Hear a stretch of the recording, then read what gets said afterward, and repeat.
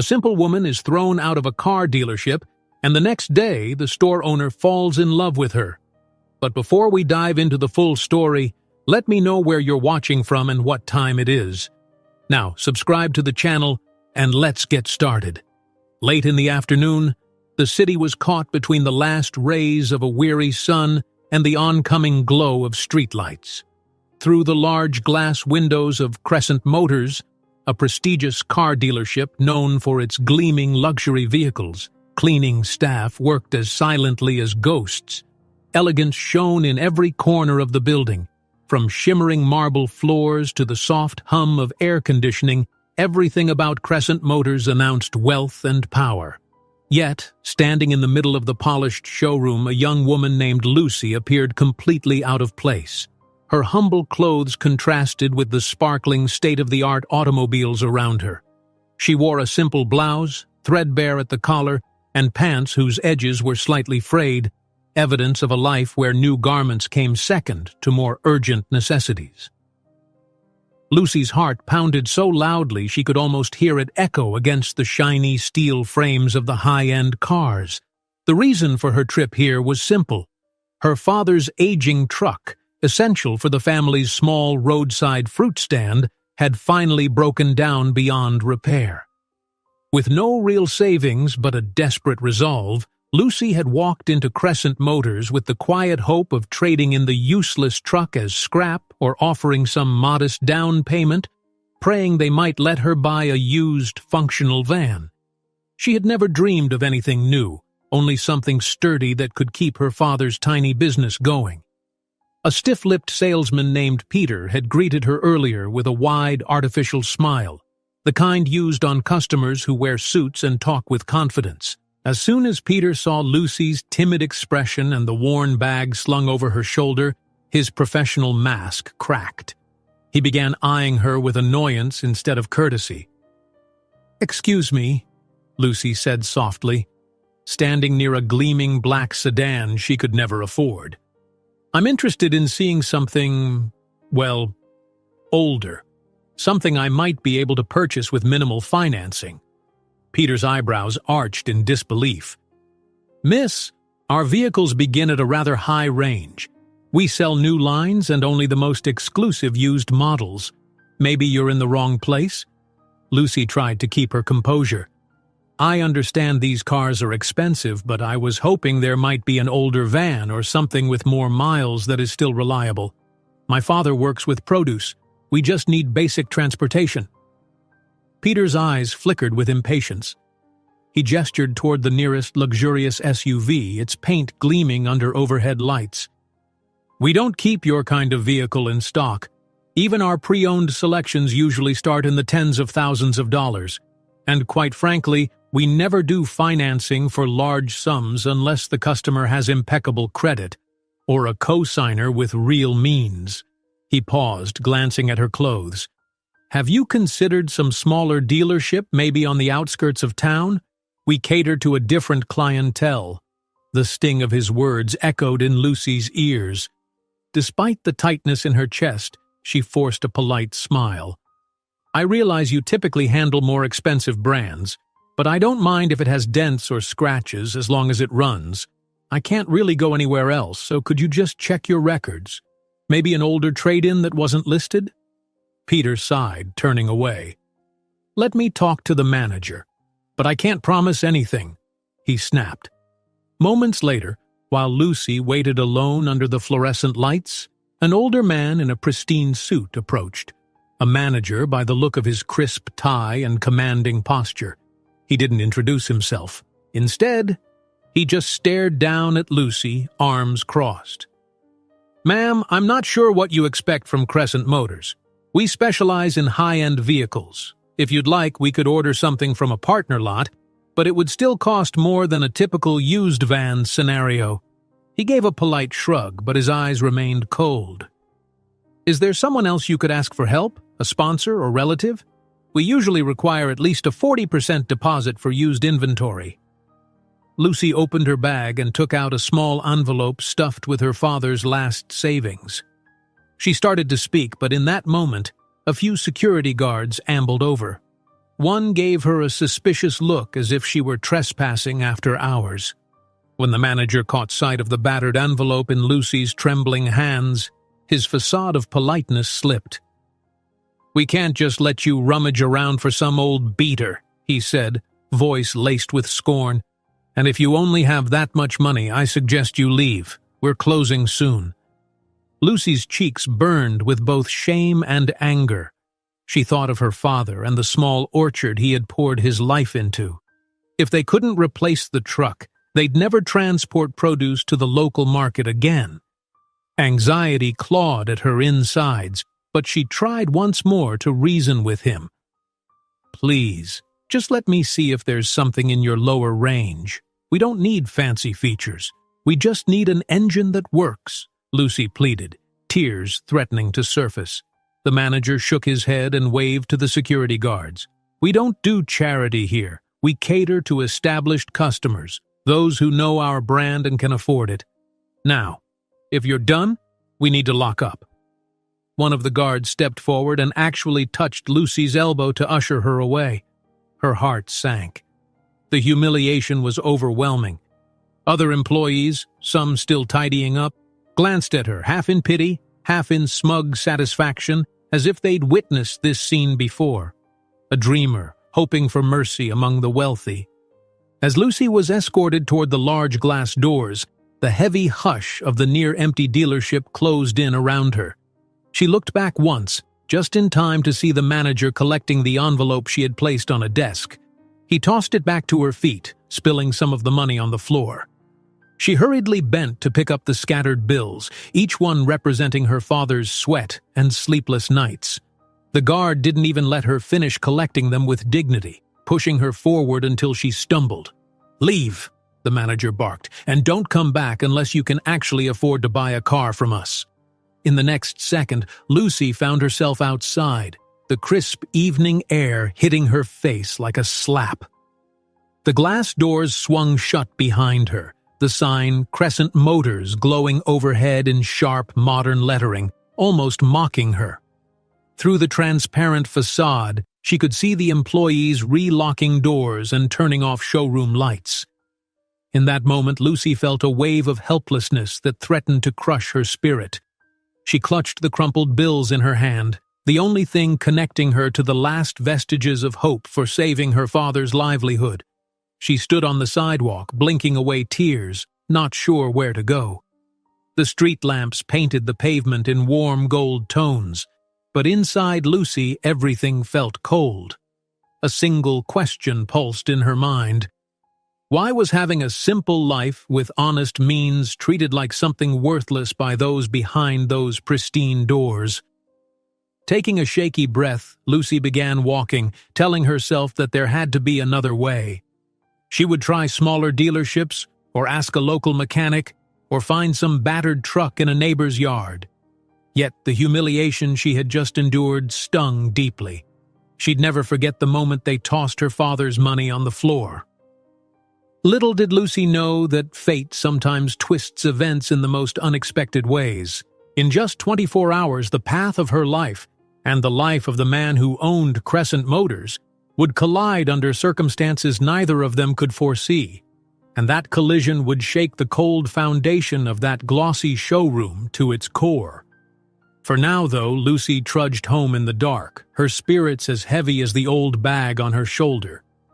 She had no idea that by the next evening the owner of Crescent Motors would be staring at her with an emotion he'd never felt before, an urgent need to cross the vast distance he had once so arrogantly created.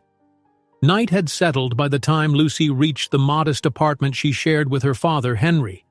The building itself was a weathered structure on the edge of the neighborhood, its exterior battered by time and lack of maintenance. But within its walls, Lucy and Henry had built a space overflowing with warmth, faded photos of family gatherings, crocheted blankets handmade by Lucy's late mother, and stacks of old books about gardening and orchard care.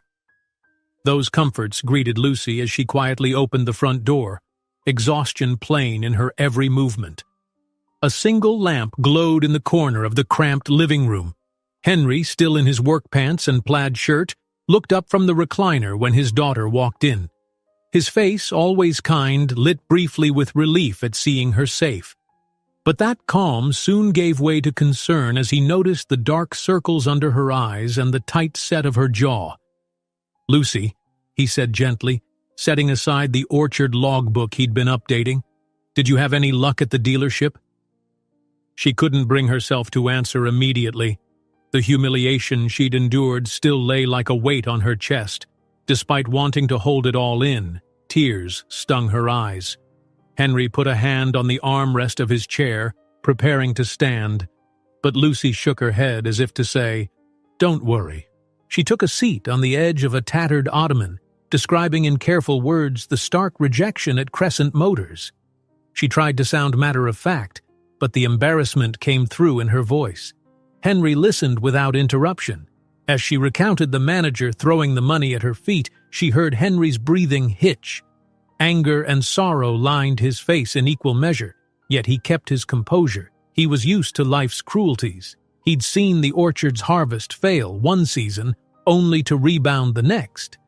So in his mind, troubles could sometimes be surmounted with patience and perseverance. "We'll find another way," he finally said, though Lucy could see the flicker of worry beneath his attempt at optimism. "Maybe I can borrow a neighbor's truck for a few days, or I'll sell more orchard shares to that farm co-op. Don't blame yourself. You tried." Lucy nodded, appreciating his reassurance even though she felt a twinge of guilt.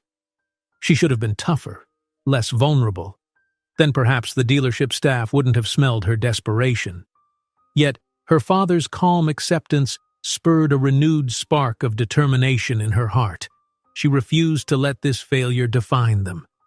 A faint odor of stew still lingered in the air, and Lucy realized Henry had cooked a small meal. She hadn't eaten since early morning, but the tension in her stomach made her appetite fade. Still, she forced herself to stand and ladle a portion into a bowl. Her father needed her to stay strong. After a few spoonfuls, Lucy set the dish aside, too tired to finish. That night, sleep evaded her.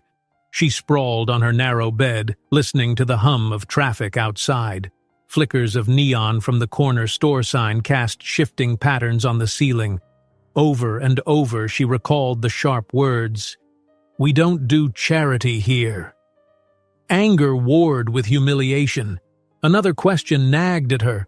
Why would a place so lavish stoop to cruelty instead of simple courtesy? Finally, Lucy rose from bed. Padding softly down the hall to not wake her father, she retrieved a battered notebook from a shelf. Inside were sketches of produce trucks she'd once admired online, annotated with possible financing ideas and rough calculations. She had jotted them down weeks ago when the orchard truck first started showing signs of terminal breakdown. Tonight, each scribbled plan looked painfully naive. Hours slipped by as Lucy combed through every possibility. Could she trade orchard produce for partial payment? Could she find a local mechanic to resurrect the old truck? Nothing seemed feasible. Each idea needed money, connections, or an understanding business partner. She had none of the above. Just before dawn, Lucy peered out her bedroom window. Beyond the faint silhouettes of rooftops, the city's skyline glowed. Somewhere in that city, the corporate offices that owned Crescent Motors likely tallied profits in vast spreadsheets, never caring about families who lived on the edge. But somewhere in that same city, Lucy believed, might be a small dealership or used car lot that could help her father. The orchard fruit was a local staple, after all. Maybe a sympathetic owner would see them as honest folks and cut them some kind of payment deal. She resolved to make phone calls first thing in the morning. For her father's sake, she had to keep believing. Across town, in the quiet, gated suburb where Martin Thompson, owner of Crescent Motors, resided, a starkly different atmosphere prevailed. His modern, spacious home was nestled behind wrought iron gates and a sweeping driveway. Inside, polished floors and sleek furniture showcased wealth earned from years of business expansions. That night, Martin was not at rest. A single light glowed in his private study, illuminating a tall shelf lined with trophies and certificates, business awards, philanthropic honors, and glossy press clippings proclaiming him an influential community leader. He paced the floor while flipping through a set of investment proposals that had come in from his board of directors. As he sipped a high-end whiskey, Martin mulled over the day's events. He recalled the minor incident at his flagship dealership. One of his managers had mentioned that a scruffy woman tried to buy a cheap van they didn't even stock. The manager had boasted of throwing her out. Martin shook his head. He disliked disruptions, but any sign of charitable exceptions threatened the brand's exclusivity. He reminded himself that Crescent Motors catered to affluence. It wasn't a philanthropic enterprise, and yet unease gnawed at him. It wasn't pity he felt, exactly.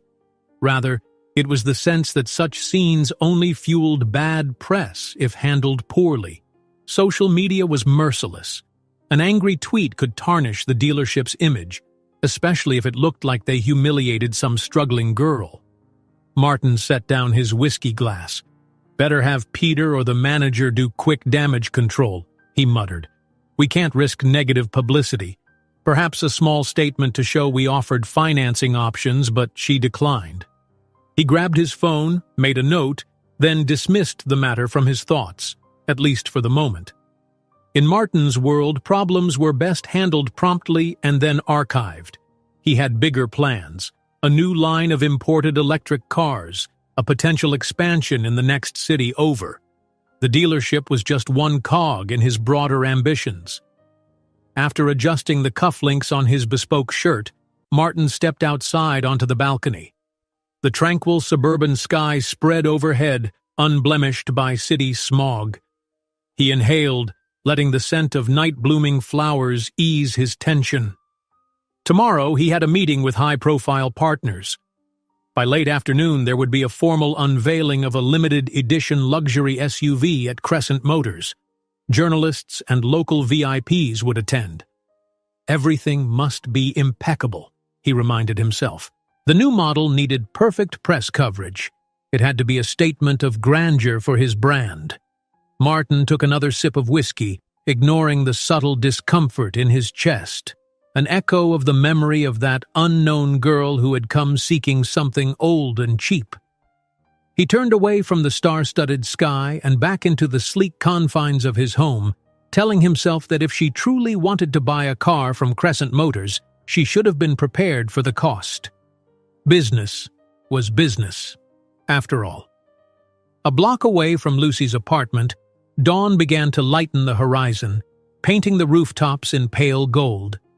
Lucy was still at the kitchen table, phone in hand, searching local directories for used vehicle listings. She jotted down addresses of small dealerships, some only known by word of mouth. Over the faint sputter of the coffee machine, she told herself, "I won't give up. If anyone can find a solution, it has to be me." Far from imagining that within hours an unexpected twist would push her path to cross with Martin Thompson's in a manner neither foresaw, Lucy poured herself coffee and started dialing numbers. She had no illusions left about courtesy or easy deals. But she clung to a single truth. Her father's orchard stood as a small lifeline not just for them, but for locals who cherished fresh fruit. Somehow, she had to protect that legacy. After 3 calls, only one dealership agreed to meet her. With an appointment set for midday, Lucy readied to leave. Her father insisted on accompanying her, but she convinced him to stay home to rest. His back had been bothering him all week. She'd phone him if anything looked promising. Before stepping out, Lucy paused at the door, glancing at the orchard logbook Henry kept by the couch. It contained records of harvest yields, weather forecasts, and small personal notes about customers who came regularly for strawberries or peaches. If only a decent second-hand van could come into their lives, the orchard could keep thriving.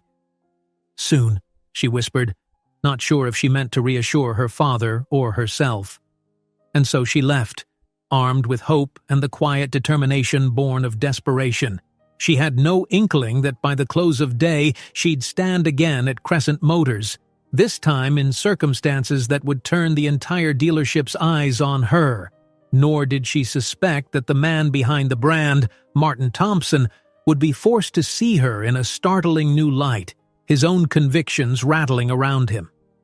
The midday sun shone mercilessly, creating mirages of heat on the pavement as Lucy made her way downtown. Her destination was a small used car lot called Riverside Autos, a place she'd located through a hurried phone call earlier that morning. Its owner, a man named Javier, had sounded slightly skeptical but not dismissive, a small glimmer of hope. Lucy arrived at the edge of a gravel lot hemmed in by chain-link fencing. A half-faded sign reading Riverside Autos squeaked in the breeze. The place was a world apart from Crescent Motors' shimmering marble floors and polished showrooms. Here, rows of weathered cars and vans were crammed close together, their paint chipped by time. Some had bright paper signs taped to the windows listing prices and mileage. The office was a cramped trailer at the lot's center, with a single rickety step leading to the door. Javier, short, broad-shouldered, and slightly balding, stepped out as soon as he noticed Lucy approach. He greeted her with a guarded but friendly nod. "You the one who called about a used van?" he asked, voice tinged with curiosity. "We have a couple, but they're far from perfect." Lucy smiled politely, heart pounding with anticipation. "Yes, that's me. I'm prepared for something less than perfect, believe me. I just need it to run reliably." Javier gave a slight shrug. "All right, let's check out the older models in the back. Those are in the lower price range." He led Lucy between the rows of cars, pointing out a few cargo vans. She could see the dents and rust on each of them, but they looked sturdy enough for daily orchard hauling. They paused at a navy blue van sporting a long scrape across one side. "Engine's decent," Javier explained, tapping the hood. "Has high mileage, but the previous owner took decent care of it. I'm asking for a modest sum. We could talk financing, but I'll be honest, I don't do long-term plans. I usually stick to shorter agreements with bigger upfront deposits." Lucy leaned in to peer through the van's window. The interior was Spartan, the seats frayed, but the cargo space was perfect for hauling fruit crates. Gently she rubbed the chipped paint on the door, imagining her father's orchard logo stenciled there. Maybe, just maybe, this could work. She turned to Javier, swallowing hard. "I have a small amount saved, enough for a deposit, I think. How much do you need up front for me to drive this away?" Javier hesitated, clearly sizing up Lucy's means. He named a figure. Though it was more than Lucy had readily available, it wasn't impossible. "We can do a payment plan for the remainder," he said. "But if you're late on any installments, I'll repossess the van. It's nothing personal, just business." Lucy's palms felt clammy. It was better than any offer she'd heard so far, especially compared to Crescent Motors' outright rejection. The deposit demanded was high, but if she dug into the orchard's meager emergency fund and borrowed a little from a friend, maybe she could make it happen. She let out a breath of relief. "I'll try to put the deposit together and come back," she said, voice determined. "If everything checks out mechanically, I'd love to finalize the purchase within a few days."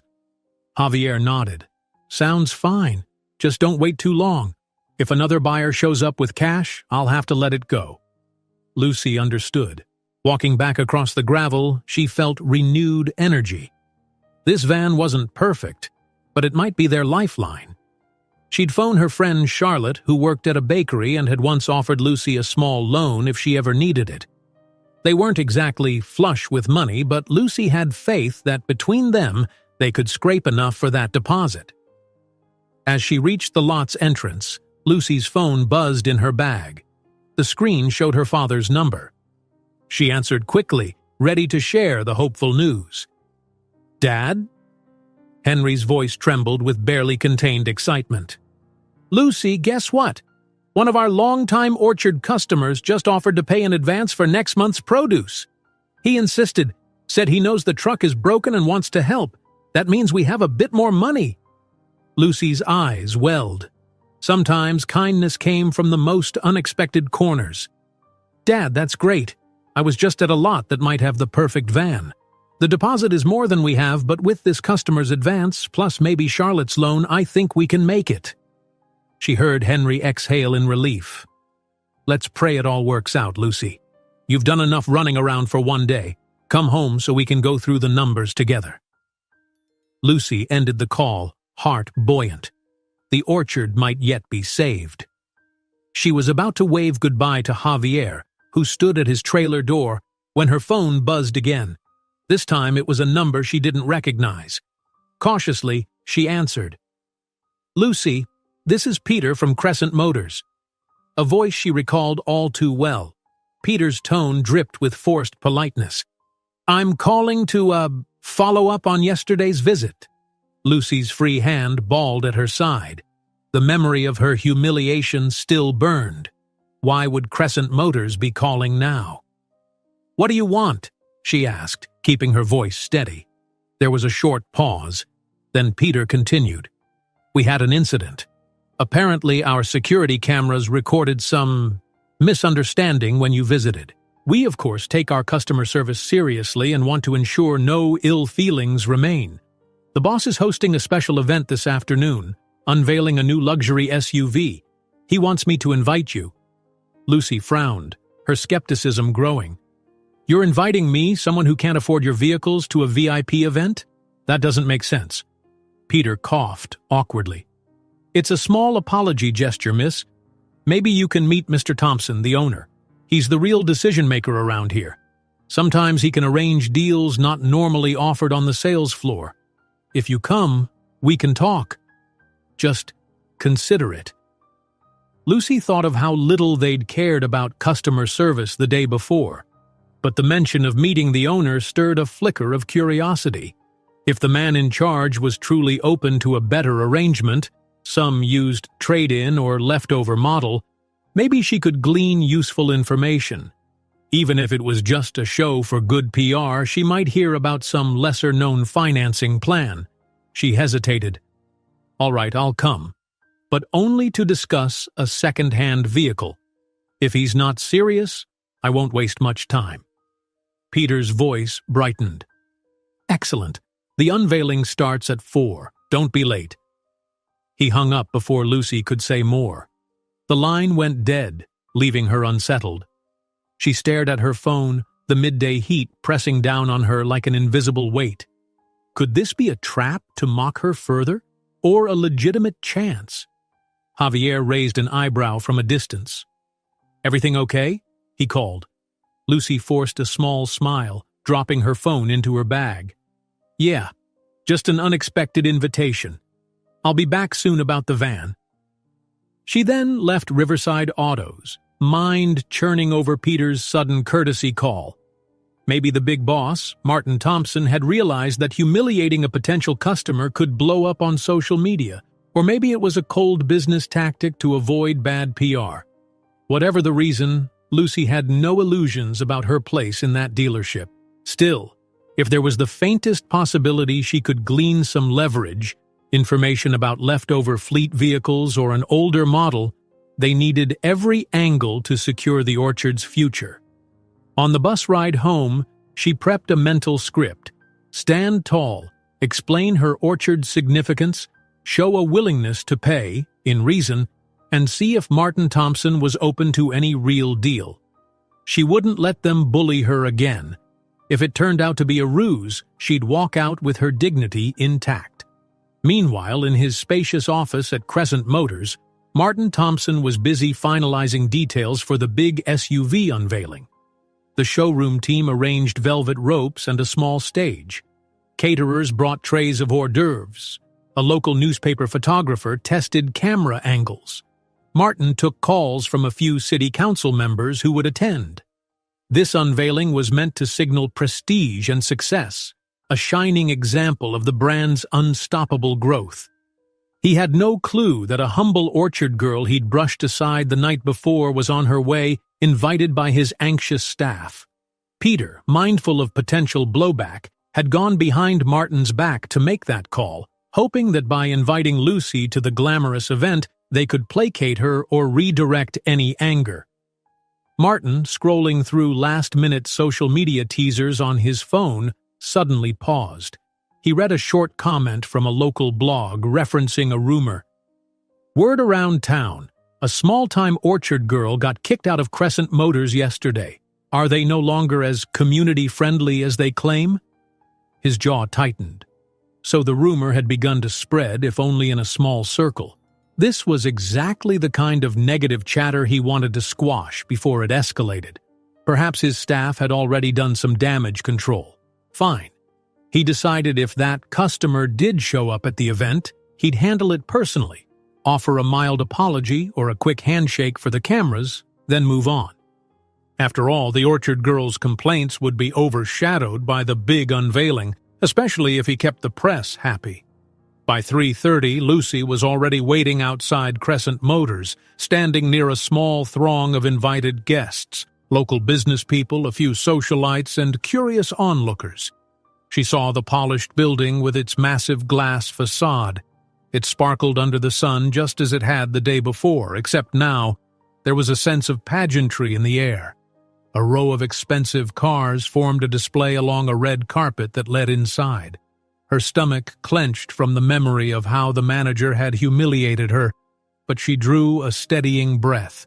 She couldn't back out now. She needed to see if anything beneficial might come of this. She spotted Peter standing in a tight-fitting suit near the doorway. He looked surprised to see her, as if he hadn't entirely believed she would come. He plastered on his salesman's smile and stepped forward. "Miss Lucy, you're early," he said, glancing nervously around.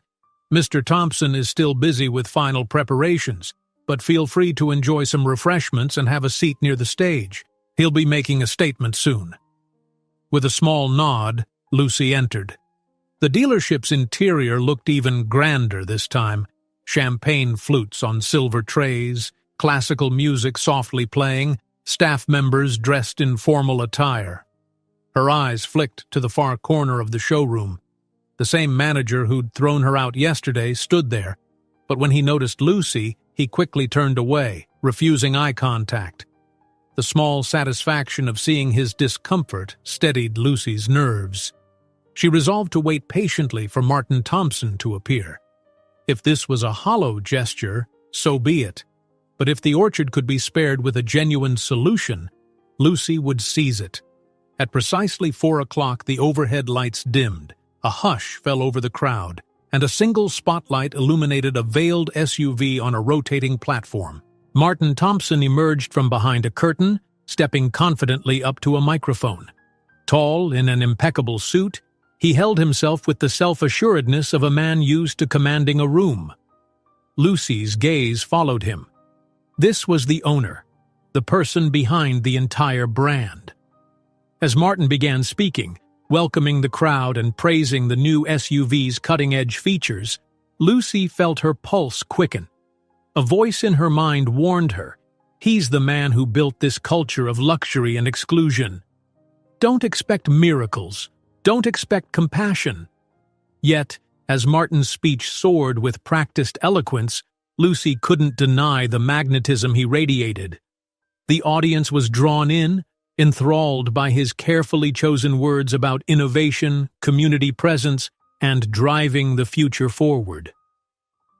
Little did he know that in the back row, the orchard girl he'd dismissed was watching with eyes that glinted, not with admiration, but with a quiet determination to fight for her father's livelihood. And little did Lucy know that the hours ahead would change both her and Martin in a way neither could have predicted. Martin's voice resonated through the hushed showroom, a polished blend of confidence and charm that reflected years of corporate triumphs. Around him, rows of curious guests and well-dressed local notables craned their necks to see the imposing silhouette beneath the velvet cover. Lucy stood near the rear, hands clasped together. The soothing classical music had hushed, replaced by Martin's commanding presence. Spotlights danced on him as he spoke, his tone carefully modulated. "Ladies and gentlemen, thank you for joining us today at Crescent Motors. I'm thrilled to unveil the newest jewel in our collection, an SUV that marries cutting-edge technology with timeless luxury. As always, Crescent Motors remains dedicated to innovation and community. At the mention of community, Lucy felt a quiet spark of irritation. Only a day before, community had meant nothing when she was shunned for lacking money. She scanned the crowd. Some listened raptly, while others tapped on their phones, perhaps posting about the event on social media. A hush fell as Martin gestured to an assistant who stepped forward and dramatically yanked away the velvet cloth. The SUV shimmered in metallic silver, its lines sleek, its proportions exuding wealth. Cameras clicked, capturing the brand-new model from every angle. There was polite applause, and a few in the crowd even whistled in admiration. Martin concluded his remarks with a flourish. "Here it is, the Aurora X, our statement of excellence. May it remind us that progress is unstoppable, and so is our commitment to excellence." Polite clapping ensued again while a few local reporters edged closer, hoping for a prime angle or a chance to interview Martin. Lucy lingered by a refreshment table, noticing how eager the staff seemed to funnel all attention onto the lavish new car. This was definitely not the place for talk about a battered work van. As Martin stepped off the small stage, a tide of well-wishers closed in around him. A city council member praising the dealership's civic generosity, a socialite congratulating him on a marvelous unveiling, a camera crew jostling for an interview. He nodded and flashed careful smiles, adeptly fielding questions about the Aurora X's horsepower, design, and price range. Off to the side, Lucy saw Peter conferring with the manager who had expelled her the previous day. Their hushed conversation included glances in Lucy's direction.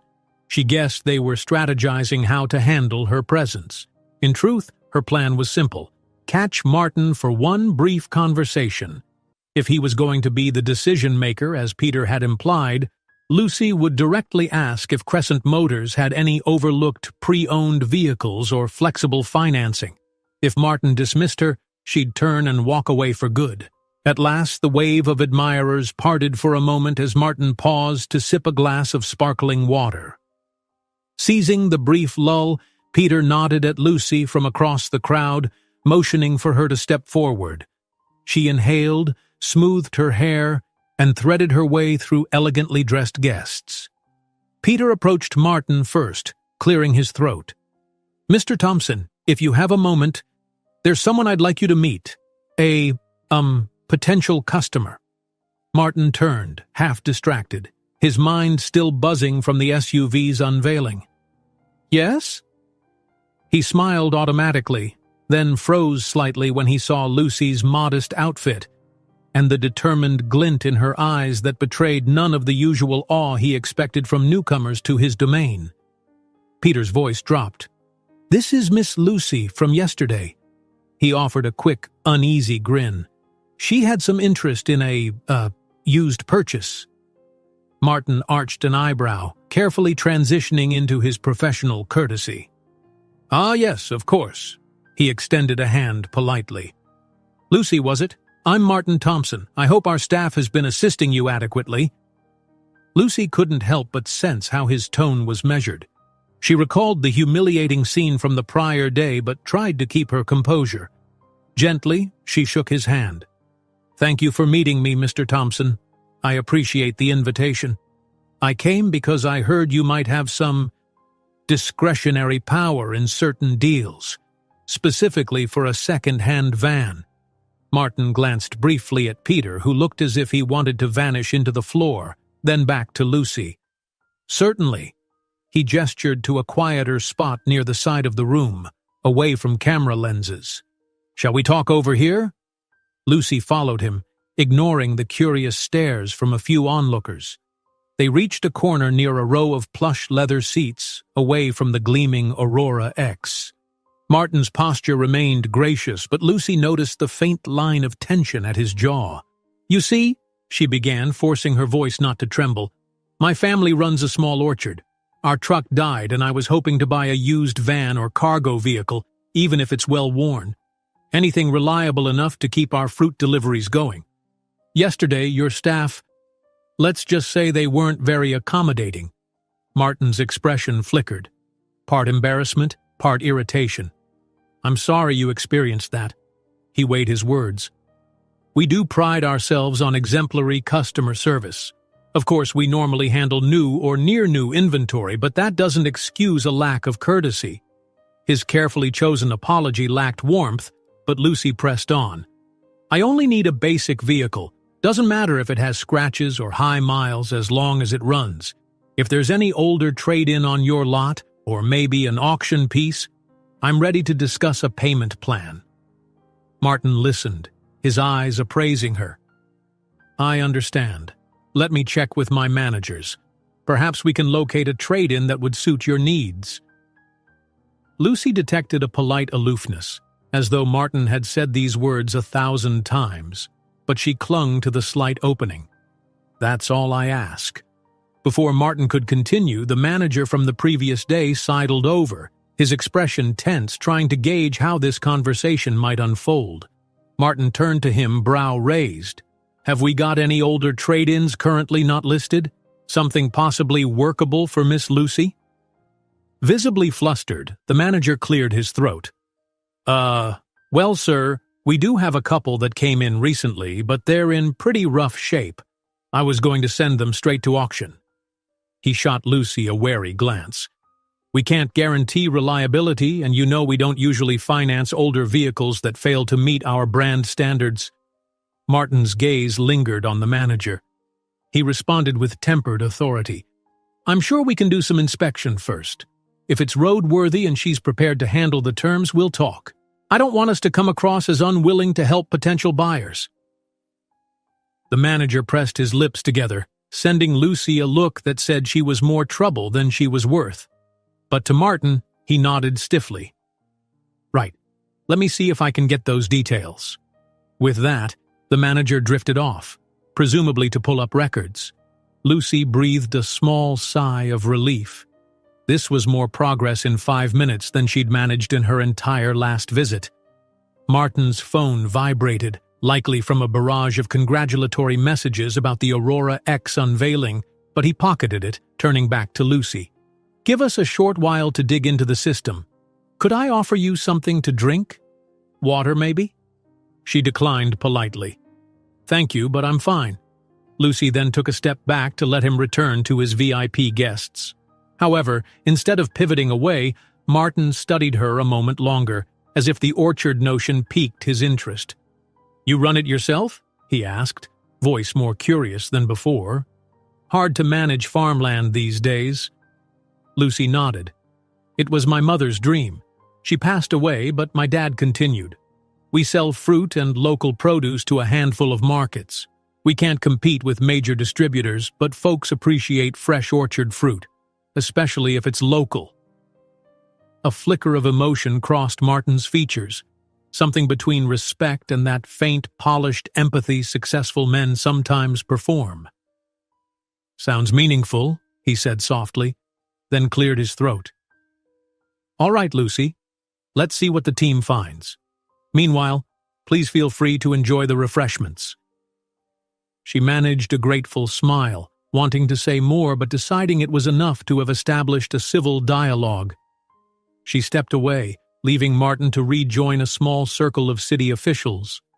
Peter, who'd been hovering a few feet away, hustled to Lucy's side. Miss Lucy, would you like to wait in the lounge area? He offered. I can bring you a seat or... I'm all right.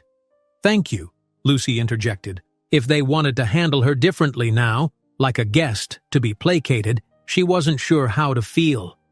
The memory of the thrown money still stung, but she had to remain calm, for her father's sake. Time ticked by as Lucy sipped from a cup of water, waiting. Guests mingled around the showcased SUV. From a distance, Lucy could see Martin taking photos with local notables. He moved with the fluid grace of someone well used to social demands. Finally, the manager re-emerged, scanning the crowd until he found Lucy near the back. With visible reluctance, he signaled her over. His laptop balanced on his forearm and a few printouts stuck out from under it. We found 2 possible trade-ins, he muttered, trying to keep his voice neutral. One's a cargo van from 2006 with nearly 200,000 miles. The other is a battered old station wagon from 2005. Neither meets our usual standards, so we haven't priced them. but you can look if you want." Lucy's heart gave a hopeful leap. A cargo van from 2006 might be enough, similar in age to what Javier had shown her. "Thank you," she said, controlling her excitement. "When can I see it?" The manager shrugged. "I guess we could walk you to the back lot, but it's jammed into a corner. Probably needs new tires and a paint job. Might not even start, for all I know." His tone suggested that if Lucy were wise, she'd skip it. Still, Lucy nodded, refusing to be deterred. "I'll check it out." Before the manager could lead her away, Martin caught sight of them from across the room. He excused himself from a conversation and strode over. "So we found something. I take it?" The manager explained the run-down vehicles, emphasizing disclaimers about reliability. Lucy waited for Martin's reaction. Would he balk or revert to snobbery? But Martin simply said, "Well, let's at least let her have a look. If it needs mechanical work, we can figure out a plan, provided Miss Lucy understands the condition." Lucy swallowed a smile, slightly astonished by his willingness to help. "Yes, absolutely," she replied. "I just need a workable engine or something that can be repaired without costing a fortune." Martin gave a short nod. "We'll do our best. Let me finish my final obligations here, then I'll join you both in the back lot to see if we can come to terms." The manager frowned. He clearly preferred Martin wouldn't bother, but Martin brushed off any objection, nodding politely at Lucy. "Give me 10 minutes. And so Lucy found herself stepping outside into the scorching mid-afternoon sun, the manager trudging ahead with a ring of keys while Martin prepared to follow soon. Her heart pounded at this surprising turn. She'd arrived expecting humiliating gestures or a cursory apology. Instead, the actual owner of Crescent Motors was personally going to check a battered cargo van with her.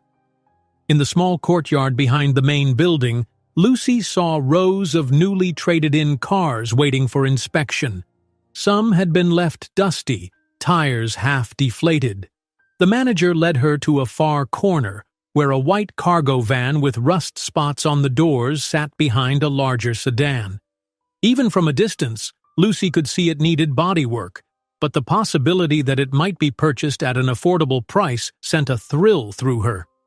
"Here," the manager said, jostling keys into the driver's side lock. "Don't get your hopes up. We'd normally toss this kind of trade-in at an auction. But if you want it, we'll see." Lucy stepped forward, ignoring his dismissive tone, leaning in to examine the interior. The seats were ripped, and an old stale smell lingered. Yet the cargo space was wide, the engine area seemingly intact. For a moment, she even imagined the Orchard logo on its flaking side panel. It was exactly the kind of vehicle she could see her father driving to the market, loaded with boxes of peaches and apples. Her heart fluttered. "Can we try starting it?" she asked. The manager huffed but climbed in.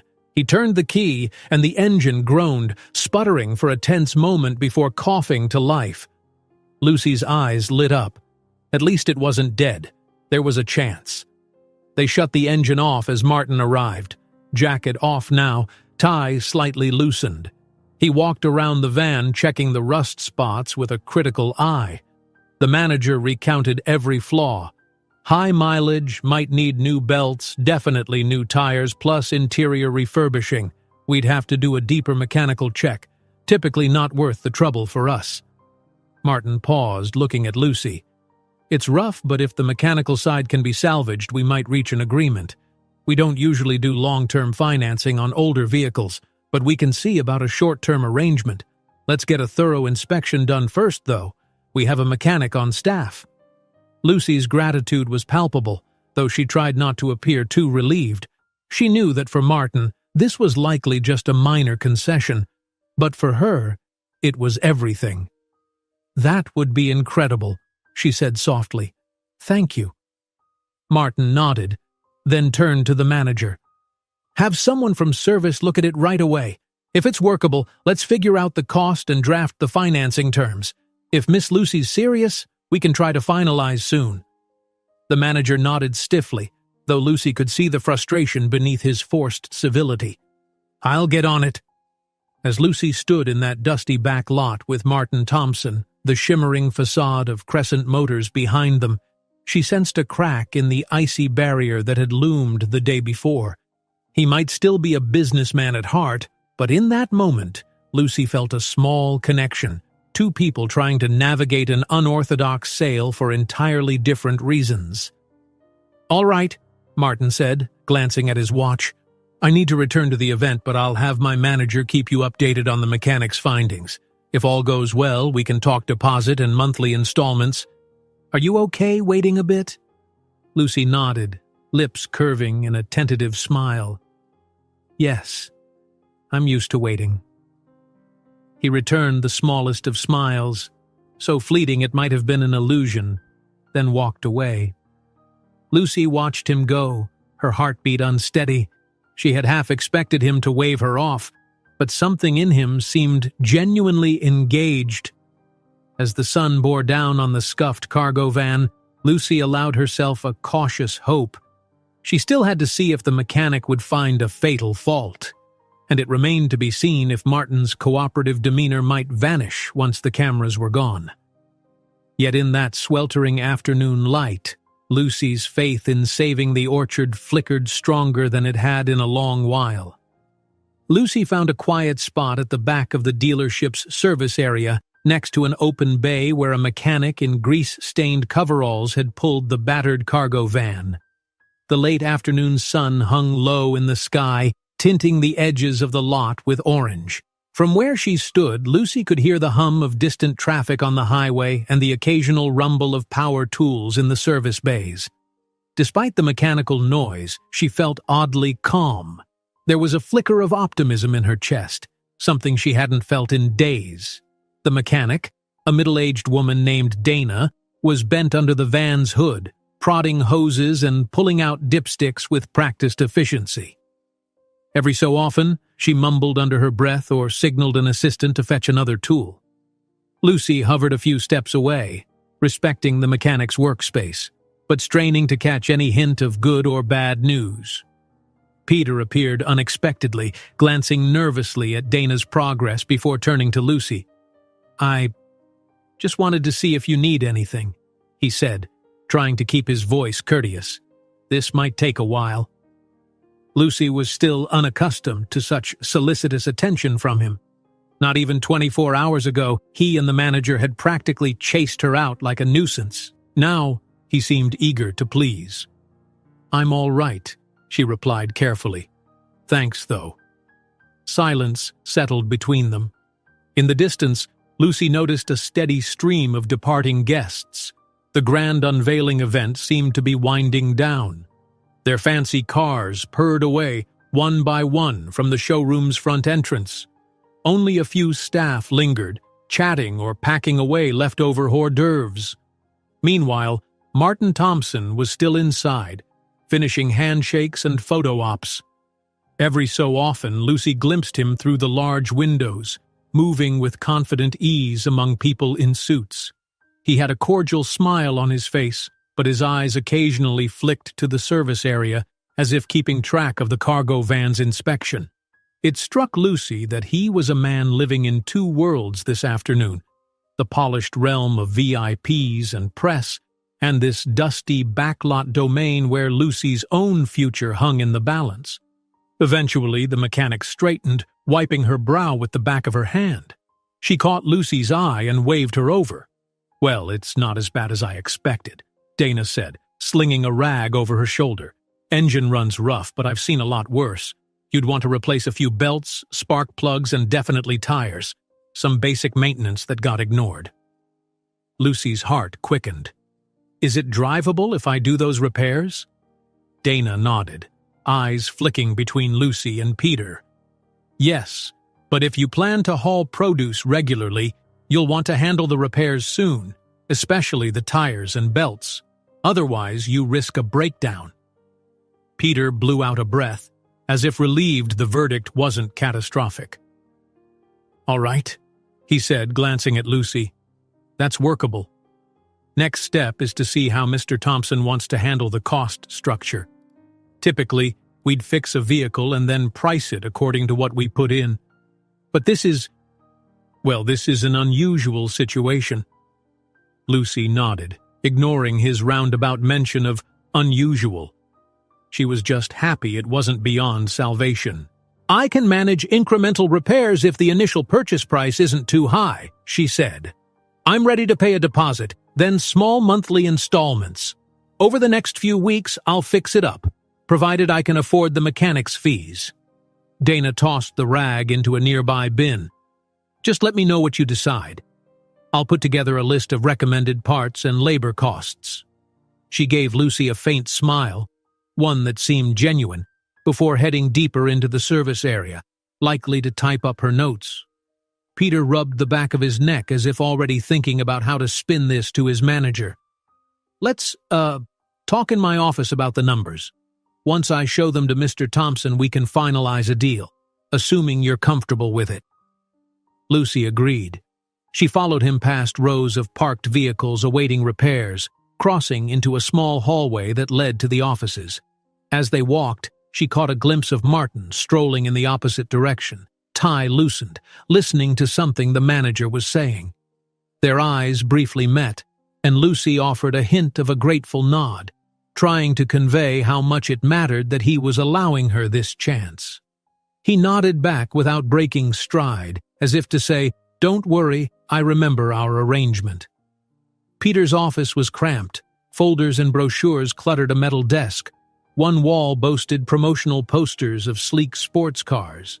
He typed furiously on his computer, pulling up figures related to the van's book value, which was very low, and estimated cost of the necessary repairs. Lucy stood behind him, scanning the screen.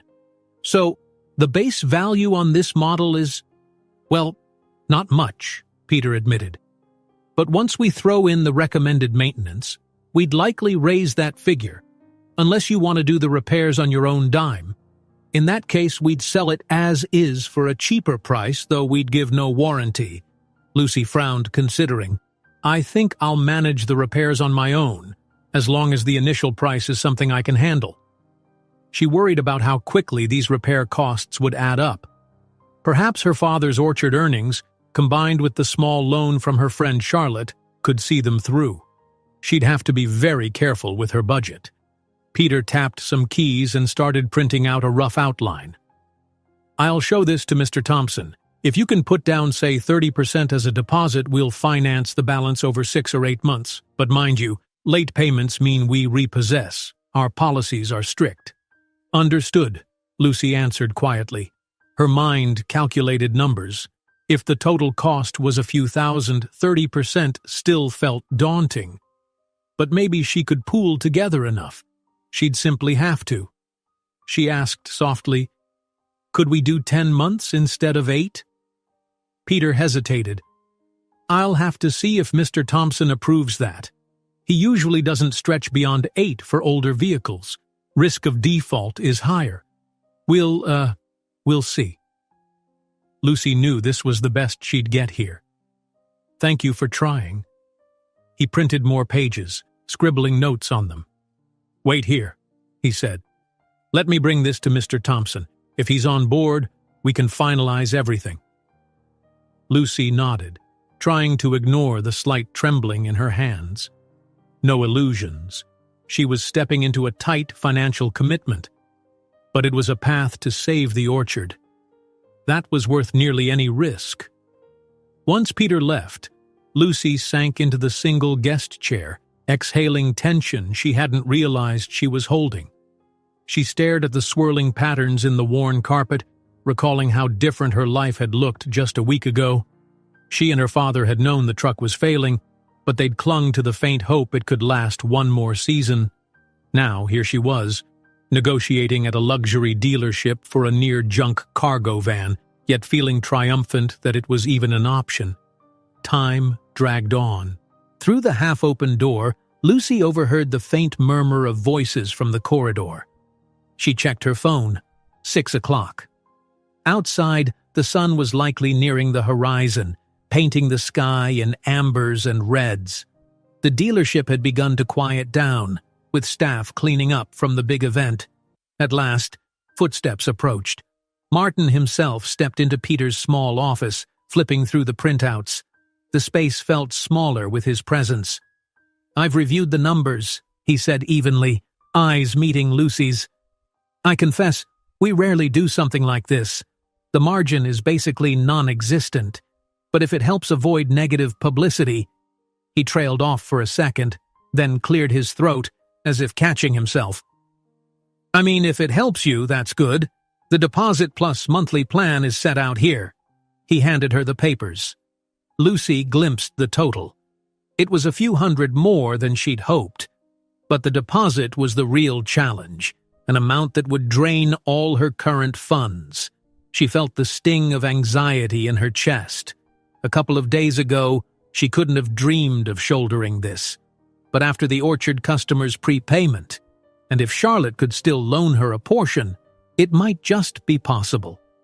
Martin studied her face, perhaps noticing her hesitation. "Does this meet your expectations?" he asked carefully. She set the papers down, nodding with forced calm. "I can manage, I think, but I'd need at least a couple of days to get the deposit together." Peter, who stood behind Martin, frowned slightly. "A couple of days? That's fine, but we can't hold it indefinitely.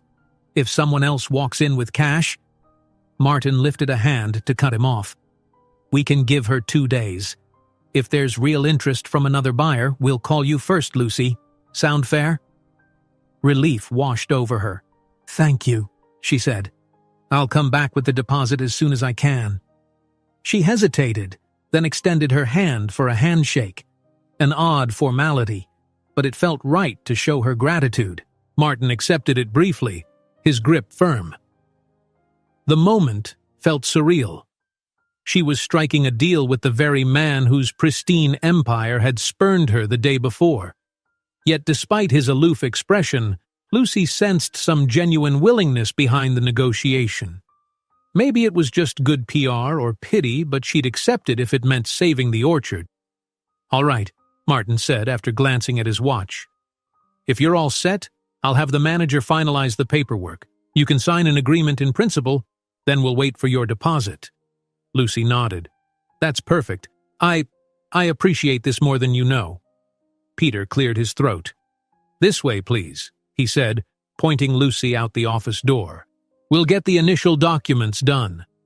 She followed him, noticing Martin linger a moment, his gaze thoughtful as it trailed her leaving the cramped space. She could only wonder what weighed on his mind. Perhaps he still dreaded the specter of bad press, an orchard girl telling the world she was thrown out of his dealership. Or maybe it was something else entirely. The dealership was mostly empty by the time Lucy wrapped up signing the preliminary paperwork. The overhead lights were dimmed, and only a few staffers remained, tidying desks or locking up. One final signature, and the manager placed the agreement into a neat folder. "It's official," he announced curtly. "Bring the deposit and the van's yours, assuming no snags in your application." Lucy let out a breath, ignoring his unwelcoming tone. She picked up her copy of the agreement, carefully sliding it into her bag. "Thank you. I'll be back soon." In the silent showroom, she passed the black sedan that had once seemed so unattainable, so out of her league. Now, a battered cargo van awaited her. It wasn't much, but at least it gave her a shot at keeping her father's dream alive. Relief and apprehension mingled in her chest. Near the main door, Martin stood with his back turned, reading something on his phone. He looked up as Lucy approached, offering a mild nod. "Everything set?" he asked. "Yes, I'll return with the deposit in the next day or two." He studied her a moment, then spoke quietly. "Best of luck. Running a small business? Orchard, you said? That's never easy." Lucy thought about all the times her father had faced pests, drought, or the heartbreak of hail destroying an entire crop. "No," she admitted, "it isn't. But it's worth it when we can bring fresh fruit to the neighborhood. Feels like we're doing something real, not just chasing money." Martin gave a non-committal murmur, perhaps uncomfortable with that last remark. Then he extended his hand in a final gesture of courtesy. This time, Lucy shook it more confidently. "Good night," he said, stepping aside so she could exit.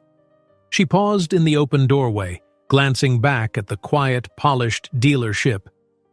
In her mind, she contrasted Crescent Motors' polished facade with her orchard's rows of fruit trees in the country sun. They couldn't be more different worlds. Yet, ironically, the orchard's survival might now hinge on a cargo van from this very place. Slipping into the warm evening air, Lucy walked out past the towering glass. In the distance, city lights sparkled, and a soft breeze carried the promise of tomorrow. She clutched the signed papers, heart pounding as she boarded the last bus back to her neighborhood. That night, Henry waited on the couch, orchard logbook by his side, lamp glowing with quiet warmth. Lucy burst through the door, setting the papers on the table. She recounted each step to her father, voice brimming with cautious hope. The battered van, the required repairs, and the deposit. Henry listened intently, nodding as if to reassure her with every word. "So, if we pool my advanced payment from Mr. Burns and Charlotte's loan, we might just swing the deposit," he said, eyes shining with relief. Lucy exhaled, pressing her palms together. "Yeah, it'll be tight, Dad, but it's doable. We'll have to watch every penny." They spent the next hour scribbling sums on scraps of paper, figuring out how to juggle orchard expenses and the monthly installments. The orchard was behind on a few minor costs: seeds for the next planting, overdue repairs on the small irrigation pump, but they'd have to prioritize the van now. When Henry got up to pour them glasses of water, Lucy sank into the couch cushions, the day's tension catching up with her. She closed her eyes, picturing the orchard just before dawn, dew sparkling on leaves, a breath of wind rustling branches heavy with budding fruit. If she and her father could just make it through these payments, that peaceful vision wouldn't slip away. The memory of Martin Thompson's measured expression danced in her mind. She couldn't decide if he'd shown her genuine understanding or just performed a calculated act to maintain Crescent Motors' image. Either way, Lucy was grateful for the outcome. If her orchard survived because of that battered van, then maybe all that business polish and brand strategy had served a better purpose. As she prepared for bed, Lucy felt something she hadn't in days: tangible optimism.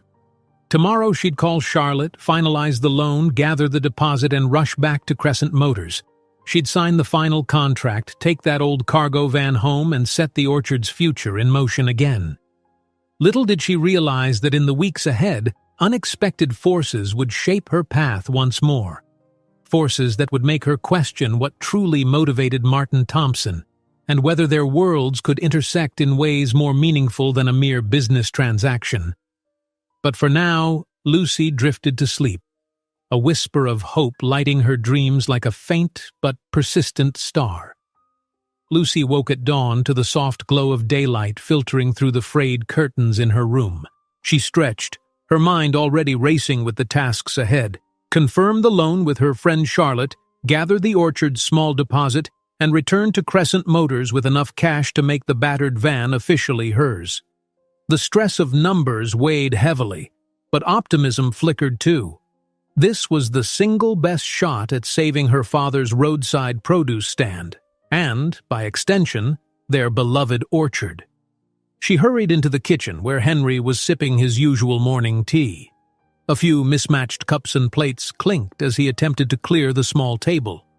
The logbook lay open, showing a tentative budget plan they'd hashed out the night before. "How did you sleep?" Henry asked, eyes lingering on the faint dark rings beneath Lucy's eyes.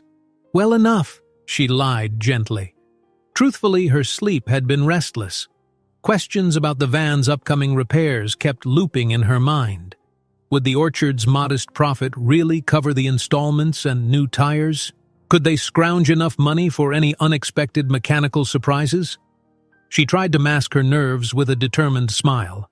Henry smiled back. "I'll be at the orchard all day. There's more pruning to do. If all goes well, I'll see you pulling into our driveway with that van by evening, right?" Lucy crossed her fingers for luck. "That's the plan, and if any issue pops up, I'll call." They shared a quick hug. Then Lucy hurried out the door, shoulders squared, ready to face the day's challenge. She caught a nearly empty bus into town, ignoring the battered seat cushions and rattling windows. Her first stop was the bakery where Charlotte worked. The sweet scent of fresh bread and pastries wafted from inside, reminding Lucy she hadn't eaten breakfast. But she couldn't think of pastries or hunger just yet. Her entire focus was on finalizing the loan that Charlotte had promised. Charlotte, a petite woman with curly hair dusted in flour, spotted Lucy and waved her over to the corner of the bakery's seating area. "I've got 5 minutes before I have to put in another batch," she said, pulling off her apron and sitting across from Lucy. "So? Are you really going to buy a van from that fancy dealership?" Lucy summarized everything. The humiliating first encounter, Martin Thompson's unexpected offer, the deposit that was higher than she'd hoped, and how crucial it was to keep the orchard afloat. By the time she finished, Charlotte's brows had knitted together in concern. "So they basically tossed you out, then invited you back because they feared bad publicity?" Charlotte said, tone bristling. "I hope they give you a decent deal." Lucy shrugged. "They're businessmen first. But if this gets me a van that runs, I'll swallow my pride." Charlotte sighed, opening her purse. "Well, I have the exact amount we talked about. I can't spare more, but if you need an extra week or two to repay me, let me know." She slid a small envelope across the table. Lucy's chest tightened with gratitude. "You have no idea how much this helps. I promise I'll pay you back as soon as possible." Charlotte waved off the thanks, urging Lucy to count the money to be sure. "And if they try any last-minute trick, like raising the price, just walk away. There must be other places you can find a van." Lucy pocketed the envelope, offering a wry smile. "There are, but not at this deposit price, at least not with the bigger dealerships. A local seller might be cheaper, but I don't have time to keep searching. The orchard can't wait." They parted with a tight hug, Lucy promising to drop by later with a box of orchard peaches once they were in season. Then she hurried to the next bus, transferring lines until she reached the dealership's district. By the time she arrived, her shoulders felt stiff and a bead of sweat formed at her brow. The day was already warming, and so was her anxiety. Crescent Motors looked different in the morning light, less glamorous without the event crowds and cameras. Gone were the red carpets and the catered hors d'oeuvres. Instead, staff bustled with everyday tasks, salespeople setting up laptops, a receptionist answering calls, and a few cleaning crew members polishing the glossy floor. Yet the expensive new vehicles still gleamed in formation, like silent guardians of exclusivity. Lucy clutched the envelope in her bag, heart pounding. She checked her watch. Just after 10. The manager from before was nowhere in sight, so she approached the front desk and asked if Mr. Thompson or Peter were available. The receptionist, a polite woman in a neat blazer, picked up a phone to call the sales office. Moments later, Peter appeared, half smiling. "Ah, Lucy, you're early." He gestured for her to follow him across the showroom. "So, you've got the deposit already?" "Yes," Lucy replied, doing her best to remain calm. "I'm ready to finalize." Peter guided her to his office, the same cramped space she'd visited the previous day. She handed him the envelope, and he counted the bills methodically. He then typed something into his computer. "All right," he finally said. "This covers the deposit. Next, you'll sign a final sales contract committing to the monthly installments for the remainder. Keep in mind, we require timely payments." Lucy nodded, aware that each payment would be a juggling act. "Yes, I understand." Peter produced a stack of papers thick enough to make Lucy's eyes widen. "This includes the standard terms, an as-is clause for the van's condition, and a schedule of payments. You'll want to read carefully." Lucy swallowed and began scanning the pages. The legal jargon was dense, but she'd done enough research the night before to know what to look for. She checked for hidden fees, early payment penalties, or disclaimers that might trap her. The manager's name was on some lines, Martin Thompson's on others. It gave her an odd feeling, like bridging a gap between her small orchard world and this corporate empire. Though it took time, Lucy painstakingly read each clause. Peter waited, tapping his pen against the desk with mild impatience. Finally, she signed on the last page, relinquishing a flutter of anxiety at the final stroke of the pen. This was it. No turning back.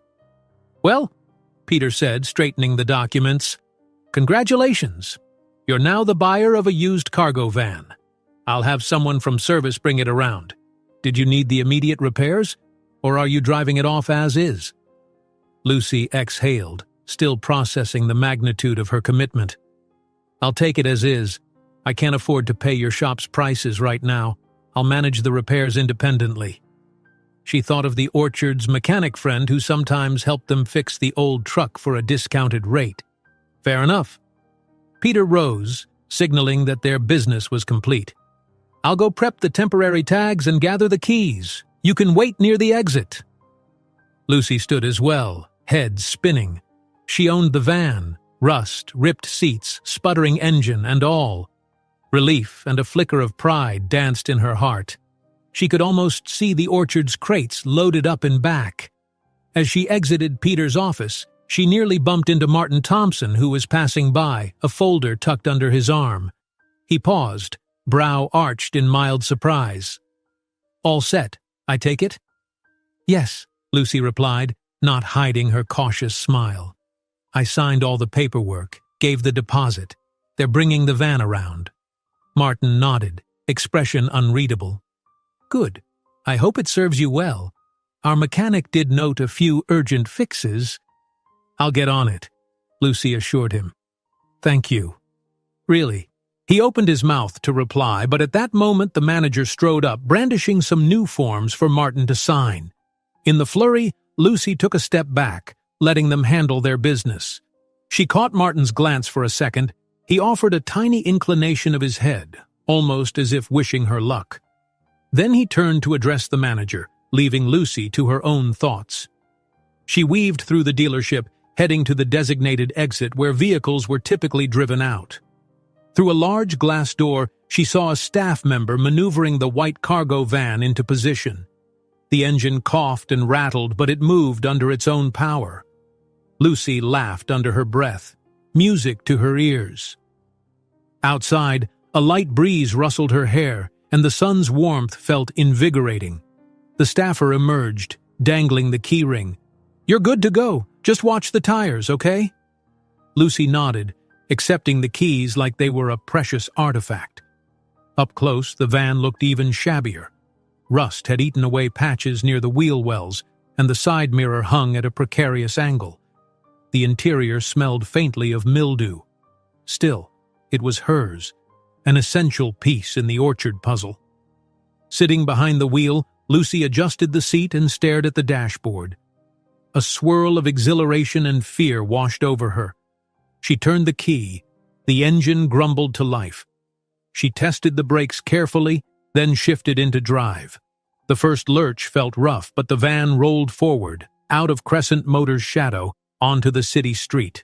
Her heart hammered. She glanced in the rearview mirror at the dealership's sleek facade receding behind her. This, she thought, was a victory, however small. The orchard's future was not guaranteed, but this van could buy them time, let them keep delivering fresh fruit to loyal customers. Traffic inched by, midday hustle at its peak. Lucy maintained a cautious pace, one eye on the temperature gauge. The steering pulled slightly to one side, but she managed. She turned onto the highway that led to the outskirts where she and her father lived. Every rattle and bump underscored that yes, they had so much work ahead.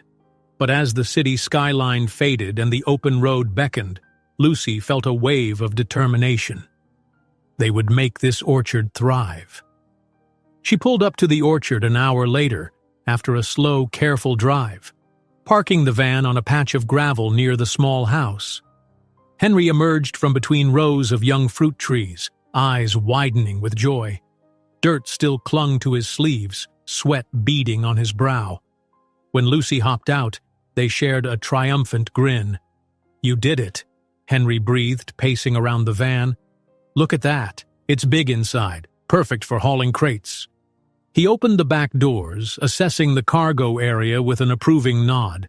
Though the interior was grimy and battered, it had potential.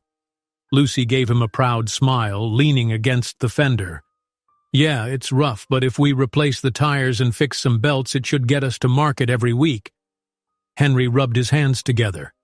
I'll call Marty, see if he can squeeze us in for a quick checkup. Might have a set of used tires we can buy cheaply.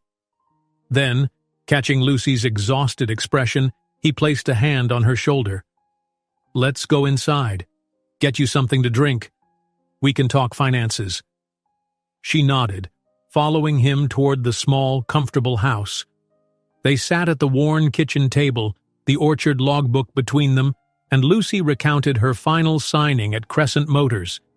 Henry listened intently to every detail, from the deposit to the monthly installments, grimacing a bit at the total cost, but ultimately relieved they had a path forward. They talked about how many crates of peaches they'd need to sell each month just to cover the payment. It was daunting, but not impossible. Lucy planned to scale up their roadside stand, maybe add more variety in fruit or partner with a local bakery. She was bursting with ideas, fueled by the unwavering love she felt for this orchard and for her father's lifetime of dedication. As dusk settled, they stood on the porch, gazing at the newly acquired van.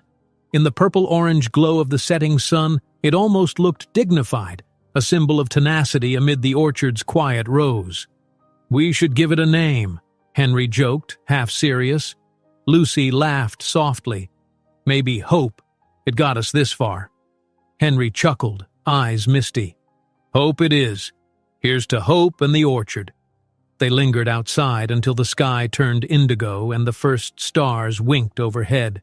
Lucy's mind flickered to Martin Thompson for a moment, how his unexpected choice to help finalize the deal had made this possible. She still couldn't read his motives. Perhaps it was strictly business. Perhaps the orchard story had touched him somehow. Either way, Lucy felt only gratitude as she turned in for the night. Tomorrow would bring the next steps, mechanic visits, orchard tasks, and the never-ending hustle of paying off the debt. But for this evening, she allowed herself to enjoy the sweet hush of triumph, no matter how small. Little did Lucy suspect that soon, events beyond her control would draw her and Martin into a deeper, more perilous intersection. One where the orchard and Crescent Motors would collide in ways that tested both their convictions and their hearts. But for now, beneath a canopy of stars, the orchard stood safe. And so did her dream. Morning light spilled across the orchard's rolling rows of green as Lucy stood at the back of the battered van, now nicknamed Hope, double-checking the newly installed tires. A friendly local mechanic named Marty had agreed to swap out the bald ones for some decent second-hand replacements, and she was grateful to see the fresh treads biting into the gravel. The orchard's dusty lot glimmered beneath the early sun, dew still clinging to grass blades. It was a scene that never failed to calm her, even amid the uncertainties of daily life. She slammed the van's rear door shut and turned to see her father, Henry, walking up from the tree line. He carried 2 wooden crates of peaches, the sweet smell of ripe fruit drifting around him. "These are the first picks for the market," he said, setting the crates near the van's side. "We can do a quick run into town and see if Sam's Grocery can take them. He called yesterday, said customers were asking for fresh peaches." Lucy's heart lifted. That's a good sign. Word of mouth might keep us afloat this season, especially since we're juggling those loan payments now. Henry nodded, wiping sweat from his brow with the back of his hand. "You know, if we manage to sell these peaches regularly to Sam's, plus keep the orchard stand open on weekends, we'll be all right." Lucy hefted one of the crates, then slid it into the van's cargo area. The interior still smelled faintly of mildew, but it was clean enough for hauling produce. "I'll drive these in. Could you watch the stand while I'm gone?" "Of course," Henry replied, pulling on a sun-faded cap. "Just don't push the van too hard. I know Marty said the engine's okay for now, but it's still old. Lucy rolled her eyes playfully. Yes, Dad, I'll baby it. They shared a laugh, grateful for small moments of levity. Life had been serious and stressful lately, with so much riding on the success of this orchard. She secured the crates and climbed into the driver's seat. Starting the engine produced the familiar sputter, but it caught on the third try and she coaxed the accelerator gently. She couldn't help glancing at the orchard's neat rows through the side mirror, a proud patch of land that felt like part of her soul. No matter how tough circumstances became, Lucy vowed not to let her father's legacy go to waste. She steered along the winding country road until the orchard disappeared behind her, replaced by open fields dotted with small farmhouses. The drive to town was uneventful, though each shudder from the van's engine kept Lucy on edge. Arriving at Sam's Grocery, a modest store nestled on a busy street corner, she parked out front. A couple of passing pedestrians cast curious looks at her rust-eaten van, but Lucy didn't mind. The orchard's business didn't hinge on appearances. Sam, the store's owner, was waiting with a hand truck on the curb. He was a portly man with thick glasses, his warm smile instantly putting Lucy at ease. They exchanged pleasantries, then she swung open the rear doors and showed him the peach crates. "Ah, these look fantastic," Sam enthused, picking up a peach and inhaling its aroma. "Our customers love orchard fresh fruit. The supermarkets can't compare." Lucy felt a rush of pride. "They were picked just this morning. We wanted to deliver as soon as possible. Keep them from bruising." He nodded, then handed Lucy an invoice book. "I'll take these off your hands right now. Just write me the price, and I'll pay you in cash. That work for you?" Her shoulders relaxed. With each crate sold, the orchard took a step closer to covering that month's loan payment. She scribbled down a fair figure, trying not to charge too high but enough to reflect the quality. Sam counted out bills, pressing them into Lucy's hand. "I might need more by the weekend if they sell fast," he added. "Feel free to call us," Lucy replied, voice bright. "We're happy to bring extra produce if demand's there." Sam beamed, loaded the crates onto his hand truck and headed inside. Lucy stared at the cash in her palm. Far from a fortune, but it warmed her spirit. Maybe Henry was right. With a steady supply and a bit of hustle, their orchard could bounce back from the financial stress. She climbed back into the van, carefully tucking the money into a cloth pouch she kept in the glove compartment. The tension in her chest eased. Instead of heading straight home, though, Lucy remembered she wanted to buy a few seeds from a nearby gardening supply store. Her father had talked about adding a new row of heirloom tomatoes. She pulled out of Sam's lot and drove a few blocks over. The gardening store's small parking area was tight, forcing Lucy to edge the van into a corner spot. As she stepped out, the beep of her phone diverted her. It was a message from Charlotte. "Just checking how the orchard's doing.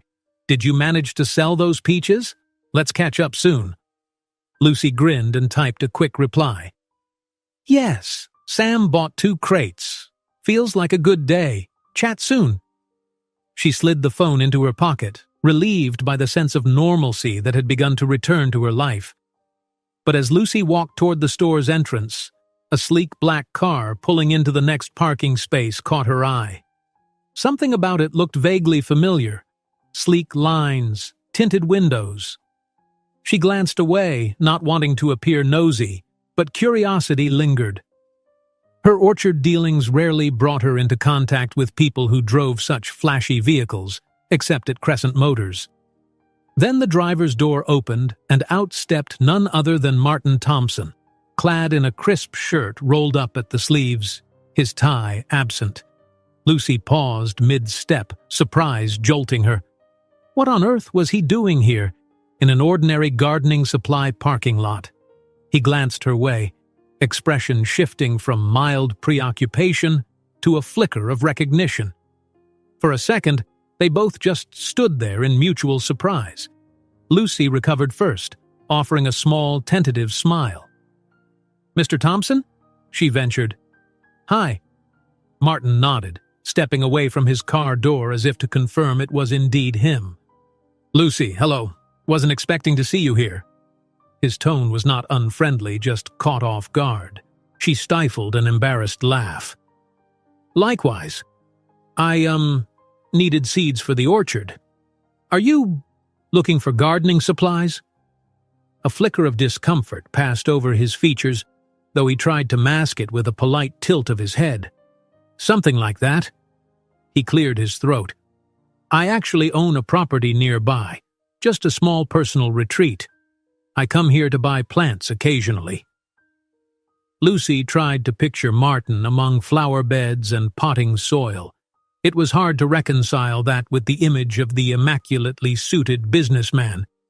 Oh, she said. That's nice. Everyone needs a break from the city sometimes. He took a slight step closer, likely not wanting to linger awkwardly by their parked cars. How's the van? He asked, voice low but carrying a thread of genuine concern. Her pulse quickened slightly, remembering all the times she'd prayed the engine wouldn't quit. It's running, thank goodness.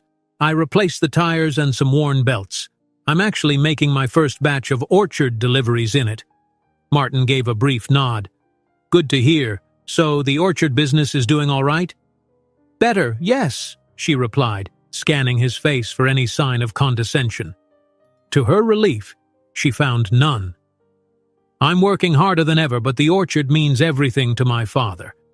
And to me. A short silence fell. Lucy felt a pang of self-consciousness, recalling the day she'd pleaded for help at Crescent Motors.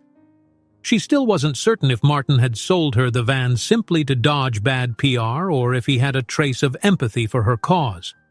Here, without the dealership's plush background, he seemed more approachable, an ordinary man in a quiet parking lot.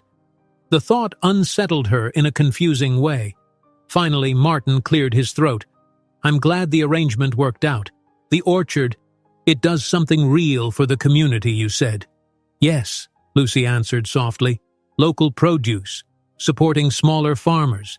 It's not glamorous, but it's honest. Feels right. He seemed about to reply, but the gardening store's door opened and a woman bustled out carrying a clay pot. The sudden movement broke their moment. Martin offered Lucy a quick nod, stepping aside. I should grab my supplies, he said, polite but a bit hurried. Hope everything keeps going well for you. You too, Lucy managed. And, thanks again.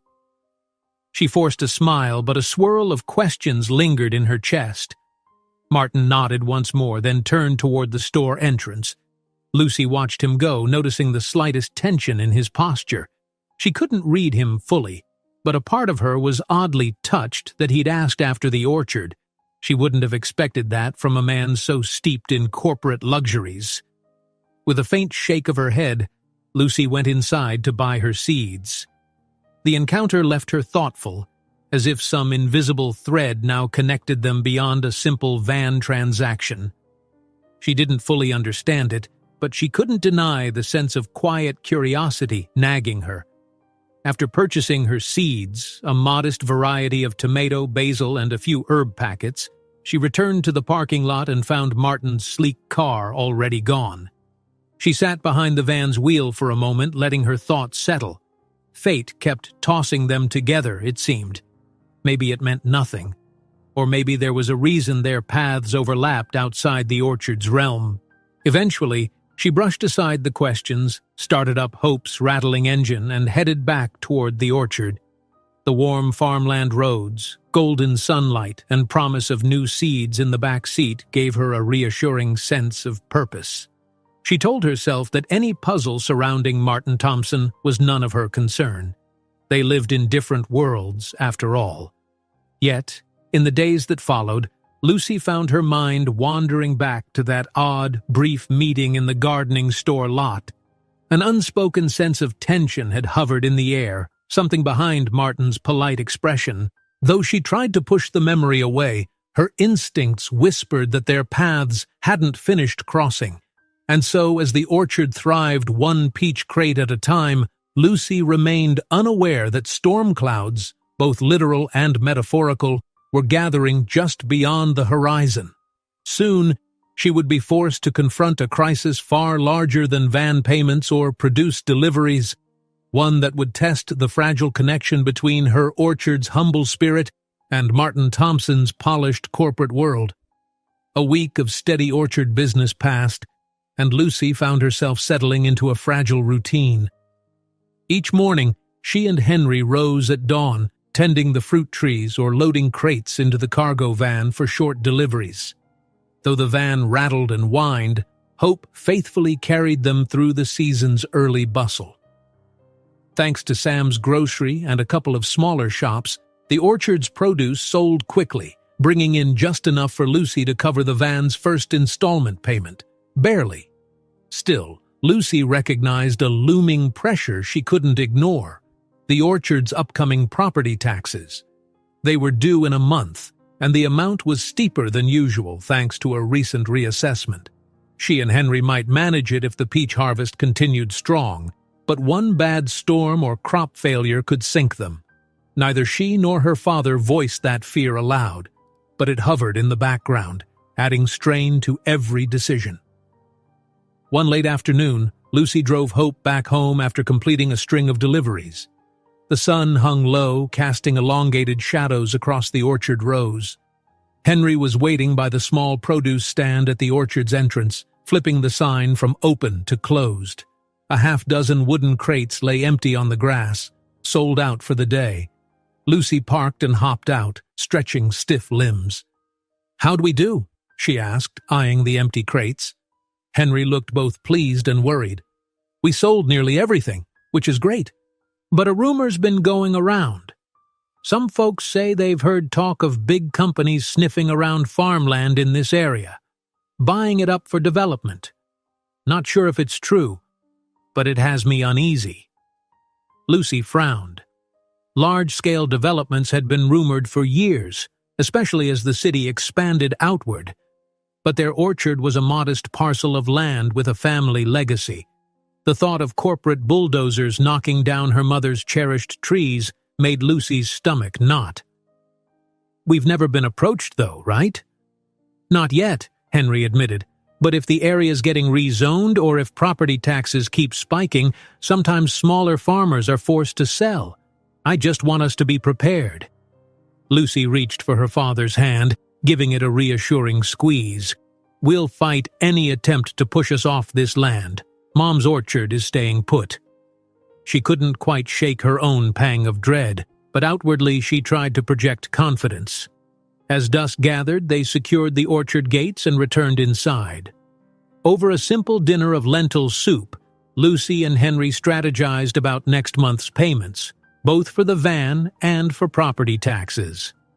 They pored over every last digit in the orchard's logbook, cross-referencing projected peach yields and upcoming apple season revenue. By the end, Lucy's eyes burned from staring at numbers, but she forced a determined smile. "We can make it," she said, "one careful step at a time." She went to bed resolved to cling to that optimism. Yet, an unsettling whisper in her mind warned her that life seldom stayed smooth for long. The following morning, Lucy decided to deliver a special order of peaches to a local cafe that had recently shown interest in sourcing fresh fruit for its pastries. She loaded 2 crates into the van, ignoring Hope's squeaks and rattles as she pulled onto the main road. The cafe was just across town. Halfway there, she stopped at a traffic light near a busy intersection. As she idled, her gaze drifted across the street, and her breath caught when she spotted a sleek black sedan in the next lane. Martin Thompson. Again. She wondered if they were destined to keep crossing paths around town. This time, he didn't appear to notice her, focused instead on a phone call, his expression taut. A second later, the light changed, and both vehicles continued onward in different directions. Lucy exhaled. It was a reminder that somewhere out there, Martin existed in a realm of polished deals and corporate expansions. She tried to push that thought aside, focusing instead on her orchard tasks. It wasn't her place to speculate about his world. Hers was complicated enough. She completed the cafe delivery without incident, happily collecting payment that would help chip away at the orchard's bills. The cafe owner even hinted that she might purchase more fruit if customers loved the new peach tart. Feeling buoyant, Lucy guided the van toward home, the sun climbing high in a cloudless sky. Just a mile from the orchard, the van's engine made a horrid grinding noise. Lucy's heart lurched. She eased off the gas, coasting to the roadside. Steam began to curl from under the hood. "No, no, no," she muttered, hastily switching off the ignition. She jumped out, propped the hood open, and was greeted by a blast of hot air and the acrid scent of burned metal. "This can't be happening," Lucy groaned. She'd replaced the belts and tires, but apparently the old van had other lurking issues. Attempting to check the radiator cap resulted in a small spray of scalding coolant. She yelped and jerked back, nearly dropping the rag in her hand. Adrenaline pumping, she grabbed her phone. The orchard was close, but not close enough to walk without risking the afternoon heat. She dialed Henry. No answer. He might be out in the orchard rows, unable to hear his phone. She tried Marty the mechanic, but he was swamped with other jobs and couldn't come right away. He advised letting the engine cool, then seeing if it would restart. Lucy could have cried from frustration. She stood in the dusty roadside, cars whizzing by, the orchard so near yet so far. Finally, she decided to call a tow service. The orchard couldn't afford that expense comfortably, but she had no other option. Before she could finish dialing, though, a vehicle pulled up behind her, hazard lights flashing. She braced for a stranger offering help, but froze as she recognized Martin Thompson stepping out of a sleek SUV. He approached, concern visible on his face. "Are you all right? I saw you on the side of the road. Looked like steam." Lucy's cheeks burned with equal parts relief and embarrassment. Of all people to find her stranded, it had to be him. "Yeah, the van's overheated or something worse," she muttered, pushing sweaty hair from her forehead. "I was about to call a tow." Martin glanced at the engine, grimacing at the sight of coolant dribbled on the ground. Might be a burst hose or the radiator, could be serious. He paused, scanning the surroundings. "If you want, I can give you a ride to your orchard. You can arrange a tow from there." She hesitated, biting her lip. Pride told her to handle it alone, but practicality reminded her that standing in the midday heat was no solution. "All right," she finally conceded. "Thank you. I can't leave it here, though. Maybe I'll wait for the tow truck?" "Suit yourself," he replied gently, "but no telling how long they'll take. If you need to get home, I can drop you off. Then you can return with a mechanic." Lucy sighed, realizing he had a point. "Okay," she relented, "but let me grab the orchard crate and lock the van." She retrieved the half-empty crate of peaches, locking the van as best she could. Her heart twisted at the thought of potential repair bills or even a total engine failure. This van was supposed to be their lifeline. She followed Martin to his SUV. The interior was cool, the air conditioning whisper quiet, an instant relief from the blazing sun. The dash was sleek, outfitted with glossy displays. Lucy sank into the leather seat, feeling out of place in her worn jeans and orchard dirt-stained shirt. Martin put the vehicle in gear. "Which way?" She directed him, and they merged back onto the road, heading toward the orchard. Awkward silence reigned for a minute, broken only by the hum of the engine. Lucy fiddled with the crate of peaches on her lap, hyper-aware of Martin's calm profile in the driver's seat. "Sorry about this," she offered at last, voice subdued. "I didn't mean to bother you. The van, well, it's old. We tried fixing what we could." He glanced at her briefly. "You're not bothering me. I just happened to pass by." Another beat of silence. "I did warn you it needed thorough repairs. But I know money doesn't grow on trees, ironic as that might sound for an orchard." She mustered a small laugh despite herself. "Yeah, only fruit grows on our trees, and we still have to sell it to make ends meet." She tightened her grip on the crate. "I appreciate the ride." He nodded, then adjusted the air conditioning. "So is the orchard doing okay otherwise? You mentioned property taxes going up last time we spoke, or was that just general talk?" Surprise flickered through Lucy. She hadn't realized he remembered. "They did go up," she admitted, and it's tough, but we're hanging on. The orchard means too much to us to give up." Martin said nothing for a moment. His hands gripped the steering wheel with practiced ease, but Lucy caught a slight tension in his jaw. "I can relate to carrying on a family dream," he said quietly. "Though my world's different, I suppose." She wondered what he meant. Was there a family story behind Crescent Motors? Some inheritance or tradition he felt obliged to maintain? 1,000 questions formed in her mind, but she held them back. She hardly knew him. They turned onto the gravel road leading up to the orchard's humble sign. Martin eased the SUV to a stop by the produce stand. He killed the engine, gaze sweeping over the rows of peach trees and the modest house in the distance. The orchard's tranquil beauty glowed in late afternoon sunlight as if welcoming them. Henry, alerted by the sound of an unfamiliar engine, emerged from behind the stand. His brow furrowed in alarm at the sight of Lucy in a stranger's vehicle, but his expression cleared the moment he recognized her. Lucy opened the door, stepping out with the peach crate. "Dad, I ran into trouble with the van," she explained, lifting the crate to hide her embarrassment. "Mr. Thompson was kind enough to give me a ride." Martin got out as well, politely extending a hand. "Good to meet you, sir. I'm Martin Thompson from Crescent Motors. Lucy needed a lift." Henry nodded, shaking Martin's hand. "Thank you. Lucy's been worried about that van, but we can only do so much at once." He glanced between them. "Well, come on in for a minute. Let me get Lucy settled and I'll figure out how to retrieve the van." Martin hesitated, but Henry motioned to the orchard house. "Please, I insist. We don't have fancy refreshments, but we can offer a cold drink. Consider it a small thanks." Lucy bit her lip, uncertain whether Martin would accept. Yet part of her felt oddly curious about Martin seeing the orchard up close beyond the tidy facade of their produce stand. Maybe he'd understand the orchard's importance if he saw its heart. After a moment's pause, Martin nodded. "All right, but only for a moment." He closed the SUV door, following Lucy and Henry along a short path that led past rows of peach trees. Lucy noticed how he surveyed the neat lines of fruit-laden branches, perhaps glimpsing a world he rarely encountered. She tried to imagine how the orchard's simple charm might appear to him, used to glossy showrooms and expensive suits. They reached the small, cozy porch of the house.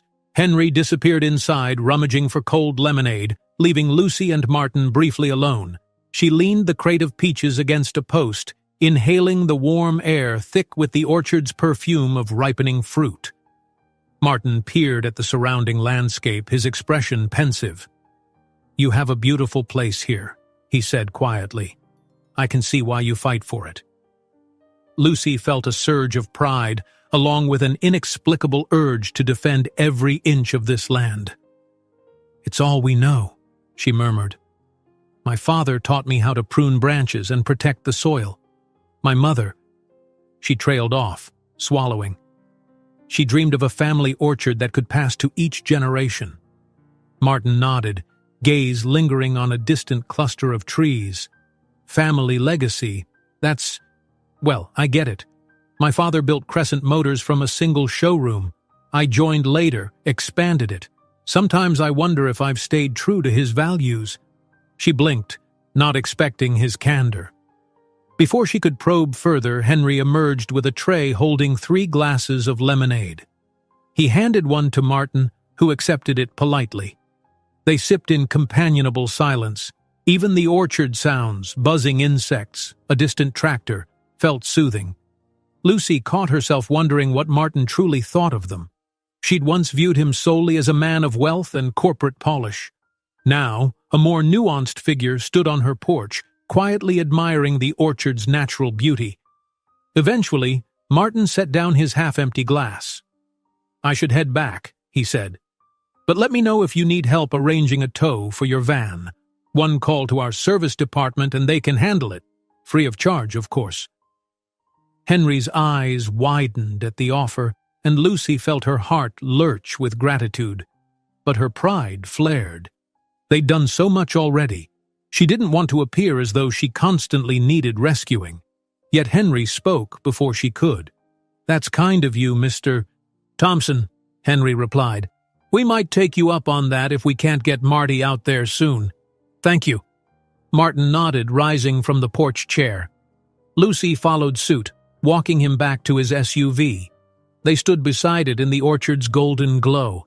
A rare sense of warmth passed between them, a fragile connection sparked by shared glimpses into each other's worlds. "Well," Martin said, opening the driver's door, "I hope the repairs aren't too steep.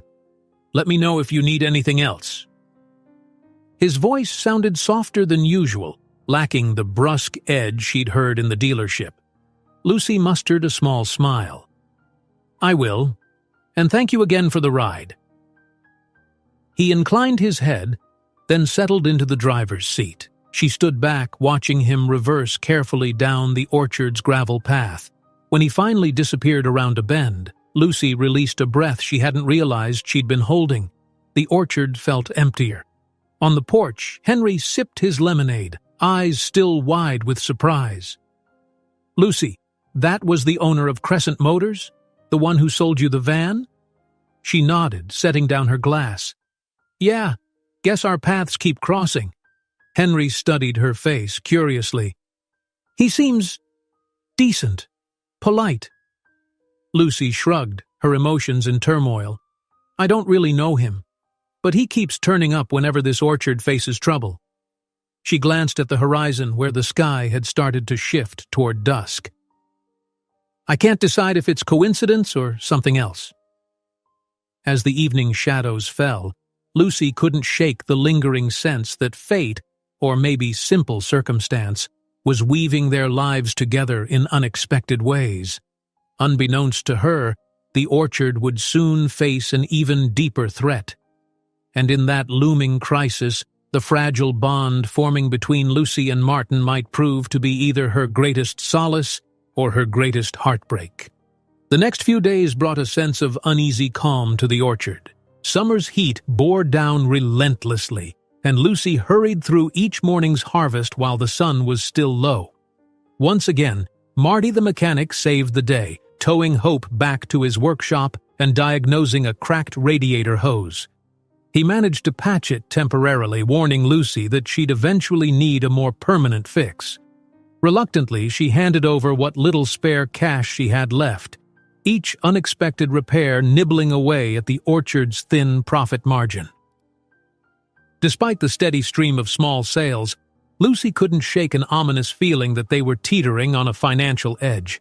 She spent her evenings juggling numbers, hoping the next harvest of apples and pears would bring enough revenue to cover the orchard's looming tax bill and keep up with the monthly van payment.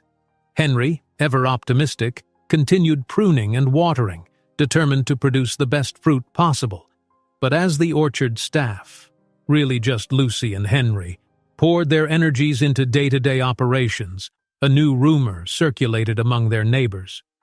Real estate scouts had indeed been spotted in the region, driving expensive cars along country roads and discreetly photographing farmland. One local farmer claimed he'd received an offer on his property, far above market value, if he agreed to vacate within 6 months. The farmer had refused, but the incident set tongues wagging about a hidden development plan.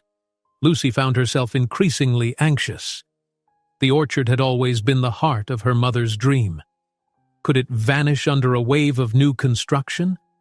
She tried to dismiss the thought, reminding herself that no official proposals had been made.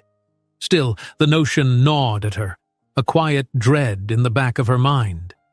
One morning, Lucy rose even earlier than usual, tiptoeing out so as not to wake Henry. She wanted to check the orchard's farthest section, an area dotted with a handful of walnut trees next to a narrow creek. Sometimes, if rainfall had been scarce, that creek dried to a trickle. She suspected it might be low this season, which could spell trouble for irrigation. Sure enough, upon reaching the grove, Lucy saw that the creek's flow had dwindled to a mere rivulet. She frowned, kneeling down, letting the parched soil crumble between her fingers. The orchard relied on a small pump that diverted water from this creek into a storage tank. With such a weak flow, The orchard would struggle if the rest of summer brought no rain. "Just one more problem," she whispered, shaking her head. But she steeled herself. They would manage somehow, perhaps buy an extra tank or cut back on watering the less crucial areas. She stood, dusting off her jeans, and turned to walk back. A flash of movement caught her eye across the property line. A sleek dark car was parked on the road just beyond the orchard's boundary fence.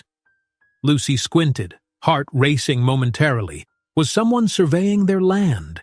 But after a second she realized it wasn't Martin's car. It was a different luxury sedan, black with tinted windows, license plates from the neighboring county. An angular-faced man in a crisp polo shirt stood by the fence, holding what appeared to be a camera or phone. As soon as Lucy locked eyes with him, he pulled back, slipping into his car and speeding away. Lucy's pulse thumped. She hurried along the fence, catching only the swirl of dust the car left behind. Who was that?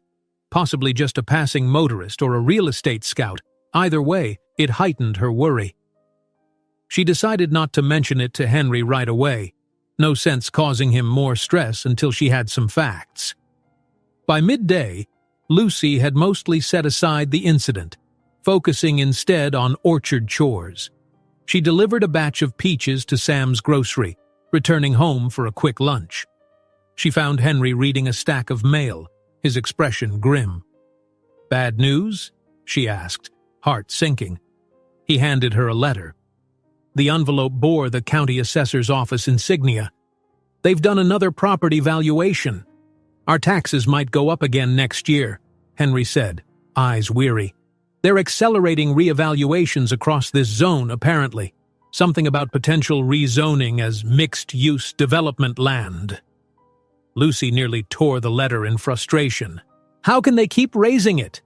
We're a family orchard, not prime land for commercial buildings." Henry exhaled sharply. "We can appeal, but that takes time. And sometimes the appeals board barely lowers the value." He drummed his fingers on the table. "I'm worried, Lucy. We can barely handle this year's taxes. If next year's are higher—" She set the letter down, anger swirling beneath her fear. "We'll fight it," she murmured. "No matter what." But in her mind, she saw her mother's orchard overshadowed by bulldozers, the trees uprooted, replaced by some corporate development. Her stomach knotted at the thought. "Let's talk to neighbors," she said firmly. "If everyone's taxes are jumping, maybe we can coordinate a collective appeal. The county can't ignore us all." Henry managed a weak smile. "Good idea." They spent part of the afternoon calling around, confirming that several other small farms had received similar letters. It felt as if a silent wave of pressure was building. Push land values high enough, and eventually farmers either sell or get crushed by mounting bills. Lucy resolved to gather the orchard community for a meeting soon. Amid these mounting worries, Lucy hardly expected to hear from Martin Thompson again. But the very next morning, her phone lit up with a text from an unknown number. "Lucy, it's Martin Thompson. Sorry to bother you. Can we talk for a minute about something important? If so, please call." She stared at the screen, unsettled. Why would Martin be contacting her now? She recognized a pang of suspicion. Had the meltdown with the cargo van's radiator caused some complication with their financing agreement? Or was it something else? Bracing herself, she stepped outside, away from Henry, and dialed Martin's number. He answered on the second ring. "Lucy, hi," he said, voice taut. "Listen, this is about your orchard. I heard from a business acquaintance that a major developer is moving in on farmland around your area." Her heart lurched. "Yes, we're hearing the same. Do you know who it is?" Martin sighed. "A group called Winford Properties. They're known for big mixed-use expansions, commercial, residential, you name it. They've been quietly buying parcels in multiple counties. I only found out because their rep tried to set up a meeting with me, assuming I might want to open a new dealership or partner in some spin-off project. I turned them down, but they mentioned an interest in farmland near your orchard." Lucy's free hand curled into a fist. They told you directly they want farmland? That's the gist. They're scoping everything within a certain radius. I suspect they'll come knocking if they haven't already. He paused. I thought you should know. Maybe it's all rumor, but I doubt it. Fury and dread mingled in her chest. Thank you for telling me, she managed. I'm not sure what we can do, but we won't sell. Martin hesitated. Winford has a way of wearing landowners down, especially if local taxes start rising. It's a strategy. Raise property values artificially, wait for owners to go under, then buy cheap. Lucy's mind spun. This sounded exactly like the chain of events unfolding around them. We're trying to fight the tax hikes, but we're just a small orchard, she murmured. I'm not naive about how powerful these developers can be. Another pause. Then Martin's voice softened. If there's anything I can do, well, let me know. I'm not sure how much influence I have outside my own industry, but I do know some people at City Hall. Gratitude welled in Lucy, though she battled a cynical voice wondering if Martin's concern was part of some strategy. That's kind, she said. But I don't want to drag you into a mess. You've done enough for us. He gave a quiet, sardonic laugh. You think I don't have enough messes of my own? It's fine, Lucy. Let me know if I can help. Honestly, my father built Crescent Motors from scratch. I respect people who keep family businesses alive. Her chest tightened at that admission. Perhaps Martin's empathy was genuine. Thank you, she repeated. Let's keep in touch. If Winford tries anything direct, I'll let you know. They ended the call, leaving Lucy gazing out over the orchard. The day's sunlight felt less gentle, the orchard's trees less serene. The threat was real, looming closer. She gathered Henry and explained Martin's warning. Though Henry took a stoic stance, Lucy could see fear flicker in his eyes. So the rumors are true, he sighed. We'll stay vigilant, and we'll gather the other farmers soon. They spent the next days organizing a small meeting of local landowners. Lucy and Henry printed flyers, knocked on neighbors' doors, and even used social media to spread the word. A handful agreed to come the following Saturday evening to the orchard's produce stand, hoping to share information and propose a collective front against any coerced buyouts or forced tax hikes. Meanwhile, Lucy juggled orchard tasks and the relentless worry about money. She found some comfort in Martin's text messages, polite check-ins about whether she'd heard more from Winford or if the orchard needed anything. She tried not to rely on him, but the exchange felt oddly reassuring. Their worlds still seemed oceans apart, yet Lucy sensed he understood the heartbreak of risking a family legacy for profit. That Saturday arrived, blistering hot, with cicadas buzzing in the orchard's tall grass. By late afternoon, about a dozen neighbors had gathered around Lucy and Henry's produce stand, wearing worried faces and protective sun hats. Some were older farmers who'd lived here their entire lives.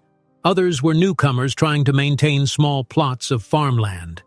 Lucy cleared her throat, stepping up to a makeshift podium, a stack of crates. Thank you all for coming. We're here because we suspect Winford Properties is targeting our farmland. We've seen land valuations skyrocketing.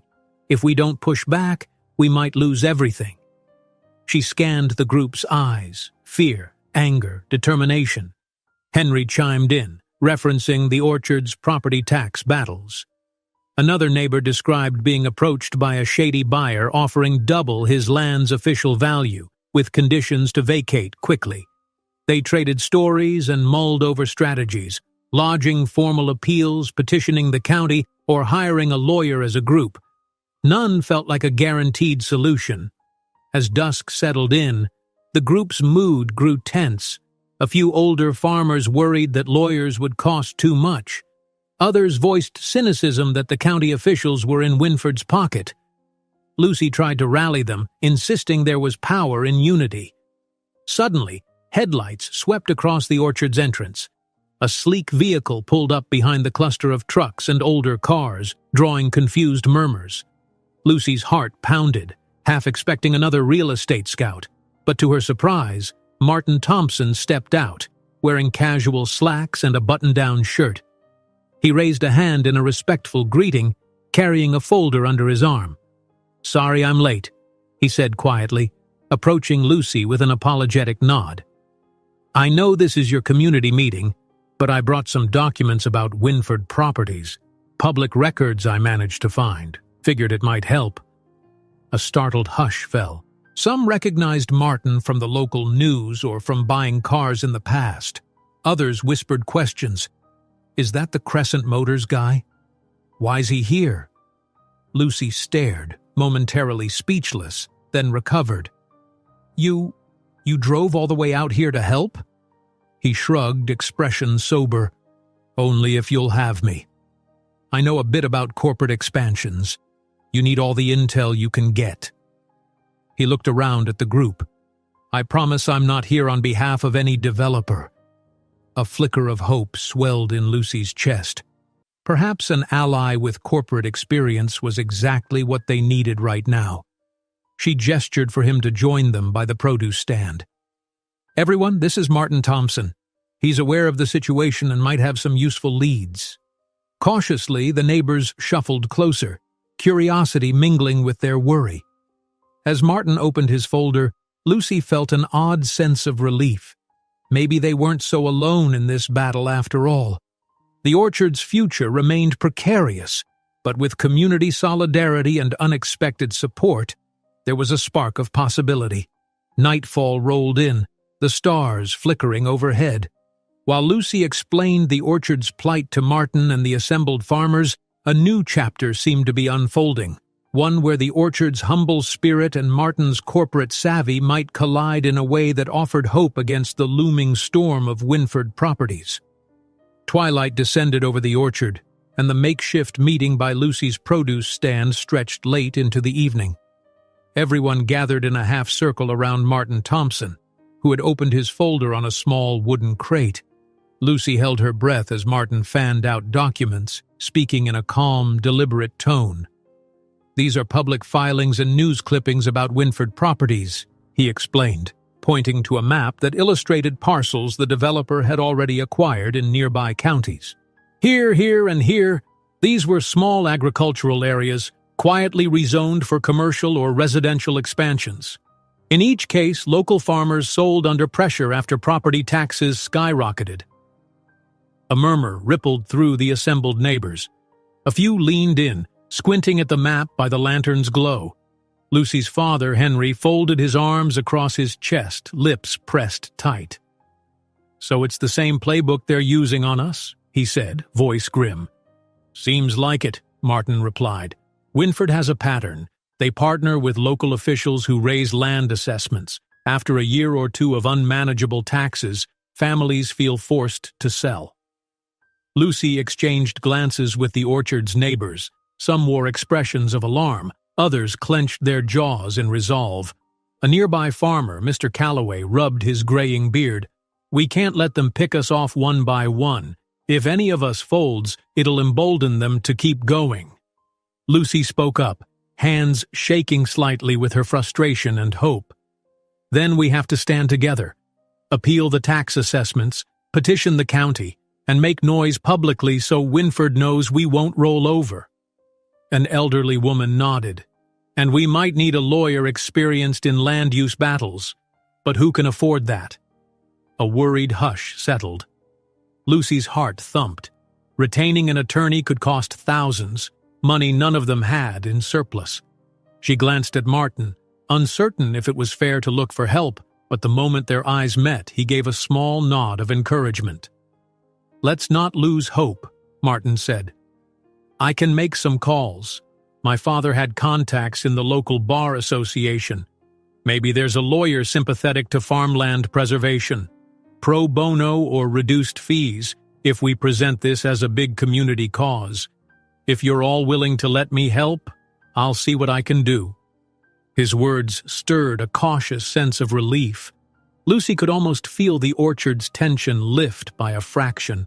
Among the neighbors, a few exchanged uncertain glances, but no one objected. Eventually, Henry stepped forward, removing his cap respectfully. "We'd be grateful, Mr. Thompson, for any help you can offer." Martin slipped the documents back into his folder. "All right, let's regroup once I have news. In the meantime, gather all evidence you have: letters, tax notices, any suspicious offers from realtors. The more documentation, the stronger our case." A wave of quiet agreement passed through the small group.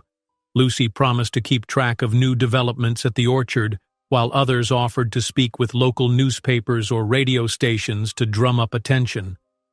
As the meeting wound down, neighbors began drifting to their pickup trucks and older sedans, each one leaving with a solemn vow to stand together. Finally, Lucy and Henry were alone with Martin under the orchard's starlit canopy, the produce stand lights humming faintly. Crickets chirped in the warm summer night. Lucy felt a swirl of gratitude and lingering nerves about the uncertain future. She approached Martin, who was tucking his folder under one arm. "Thank you," she said softly. "This is more help than we ever expected. I'm sorry we keep leaning on you." Martin shook his head, meeting her gaze. "You're not a burden. I came because, well, I don't like seeing families lose what they've built. And I happen to know how these corporate maneuvers work. If I can use that knowledge to level the field, I will." Henry extended a hand. "We appreciate it. If there's anything the orchard can do for you." Martin hesitated, an odd flicker of emotion passing his eyes. But he simply shook Henry's hand. "I'll let you know," he said, voice subdued. Lucy walked Martin back to his SUV parked near the orchard's entrance. In the faint glow of the overhead light by the passenger door, she noticed how tired he seemed, shadows under his eyes, shoulders slightly sagging. It dawned on her that maybe he faced battles of his own behind the polished facade. "Drive safe," she murmured, offering a gentle smile. He nodded, stepping into the vehicle, returning a faint curve of the lips. "You too. I'll be in touch soon." Then he closed the door, and the engine purred to life, disappearing into the night. Lucy lingered by the orchard's edge, watching the taillights recede. A hush settled, her mind spinning with a tangle of thoughts. Winford's looming threat, the orchard's precarious finances, and Martin Thompson's unexpected kindness. At last, Henry joined her, resting a reassuring hand on her shoulder. "We'll face this together," he said, voice resolute. "Your mother's orchard has withstood storms before. We won't give it up." Lucy nodded, turning to see the moonlit rows of fruit trees swaying gently in a mild breeze. "I just hope we're strong enough." In the days that followed, life at the orchard entered a strange lull, like the pause before a storm. Neighbors reported no direct buyout offers yet. Still, an uneasy vigilance gripped the community. Lucy and Henry pressed on with orchard chores, harvesting peaches at dawn and prepping for the upcoming apple season. They tracked each sale meticulously, scraping together funds for the orchard's monthly bills. Martin kept his word, texting Lucy updates or calling in the evenings. He'd managed to find a local attorney, Ms. Graham, who specialized in agricultural land protection. She agreed to meet with the orchard community for a significantly reduced fee, citing her personal passion for preserving family farms. That meeting took place 2 weeks later in the orchard's barn, an impromptu legal clinic of sorts. Ms. Graham, a sharp-eyed woman in her 40s, listened intently as farmers described the rising taxes and rumored developer interest. She outlined steps for a joint appeal and suggested filing a formal complaint if they discovered any collusion between the county officials and Winford Properties. Martin attended as well, providing his notes and highlighting parallels to other towns Winford had targeted. Lucy watched him in quiet admiration. His approach was calm, methodical. She couldn't help but see a new side of him, less the aloof dealership owner, more a thoughtful problem solver. When Ms. Graham asked about local publicity, Martin even suggested a media strategy, helping neighbors contact smaller newspapers or radio stations to expose Winford's tactics. After the session, Lucy and Henry lingered with Martin near a table strewn with legal documents. The barn's open doors let in the soft afternoon breeze, rustling the orchard's fragrance inside. "I'm curious," Lucy said, summoning the nerve to be direct. "Why do you care so much? You could have walked away after selling me that van." Martin set down a pen, considering her question. He glanced around the barn, the warm glow of sunlight reflecting on dusty wooden beams. "My father started Crescent Motors with one small lot. He taught me the importance of family and honest work. Over the years as we expanded, I lost sight of that sometimes, chasing profits, letting the brand overshadow people. But seeing how fiercely you protect your orchard, it reminded me of the values my father cherished. I don't want to stand by while a place like this disappears." A gentle warmth spread through Lucy. She felt Henry nod, quietly moved by Martin's sincerity. Before they could say more, Ms. Graham approached, brandishing a stack of final forms for the orchard community to sign. Together, they hammered out the next steps: a formal petition to the county, a coordinated press release, and a plan to gather all landowners for a group tax appeal. Thus began a flurry of community activism. Lucy and Henry spent hours each day collecting signatures and encouraging neighbors, who were initially timid but grew emboldened by the shared momentum. A local radio host, intrigued by the orchard's David versus Goliath story, interviewed Lucy on air. The orchard stand buzzed with visitors offering moral support, some buying extra produce to help. Even Sam's Grocery pitched in, placing a sign in his window, "Save our farms, buy local." Winford Properties, meanwhile, remained silent. No official offers landed on Lucy's doorstep. But rumors trickled in.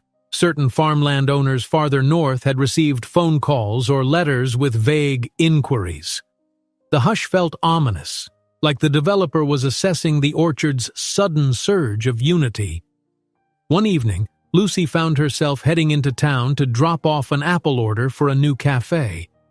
Driving Hope with extra caution, every mechanical clang and wheeze still set her nerves on edge. She flicked on the local news station.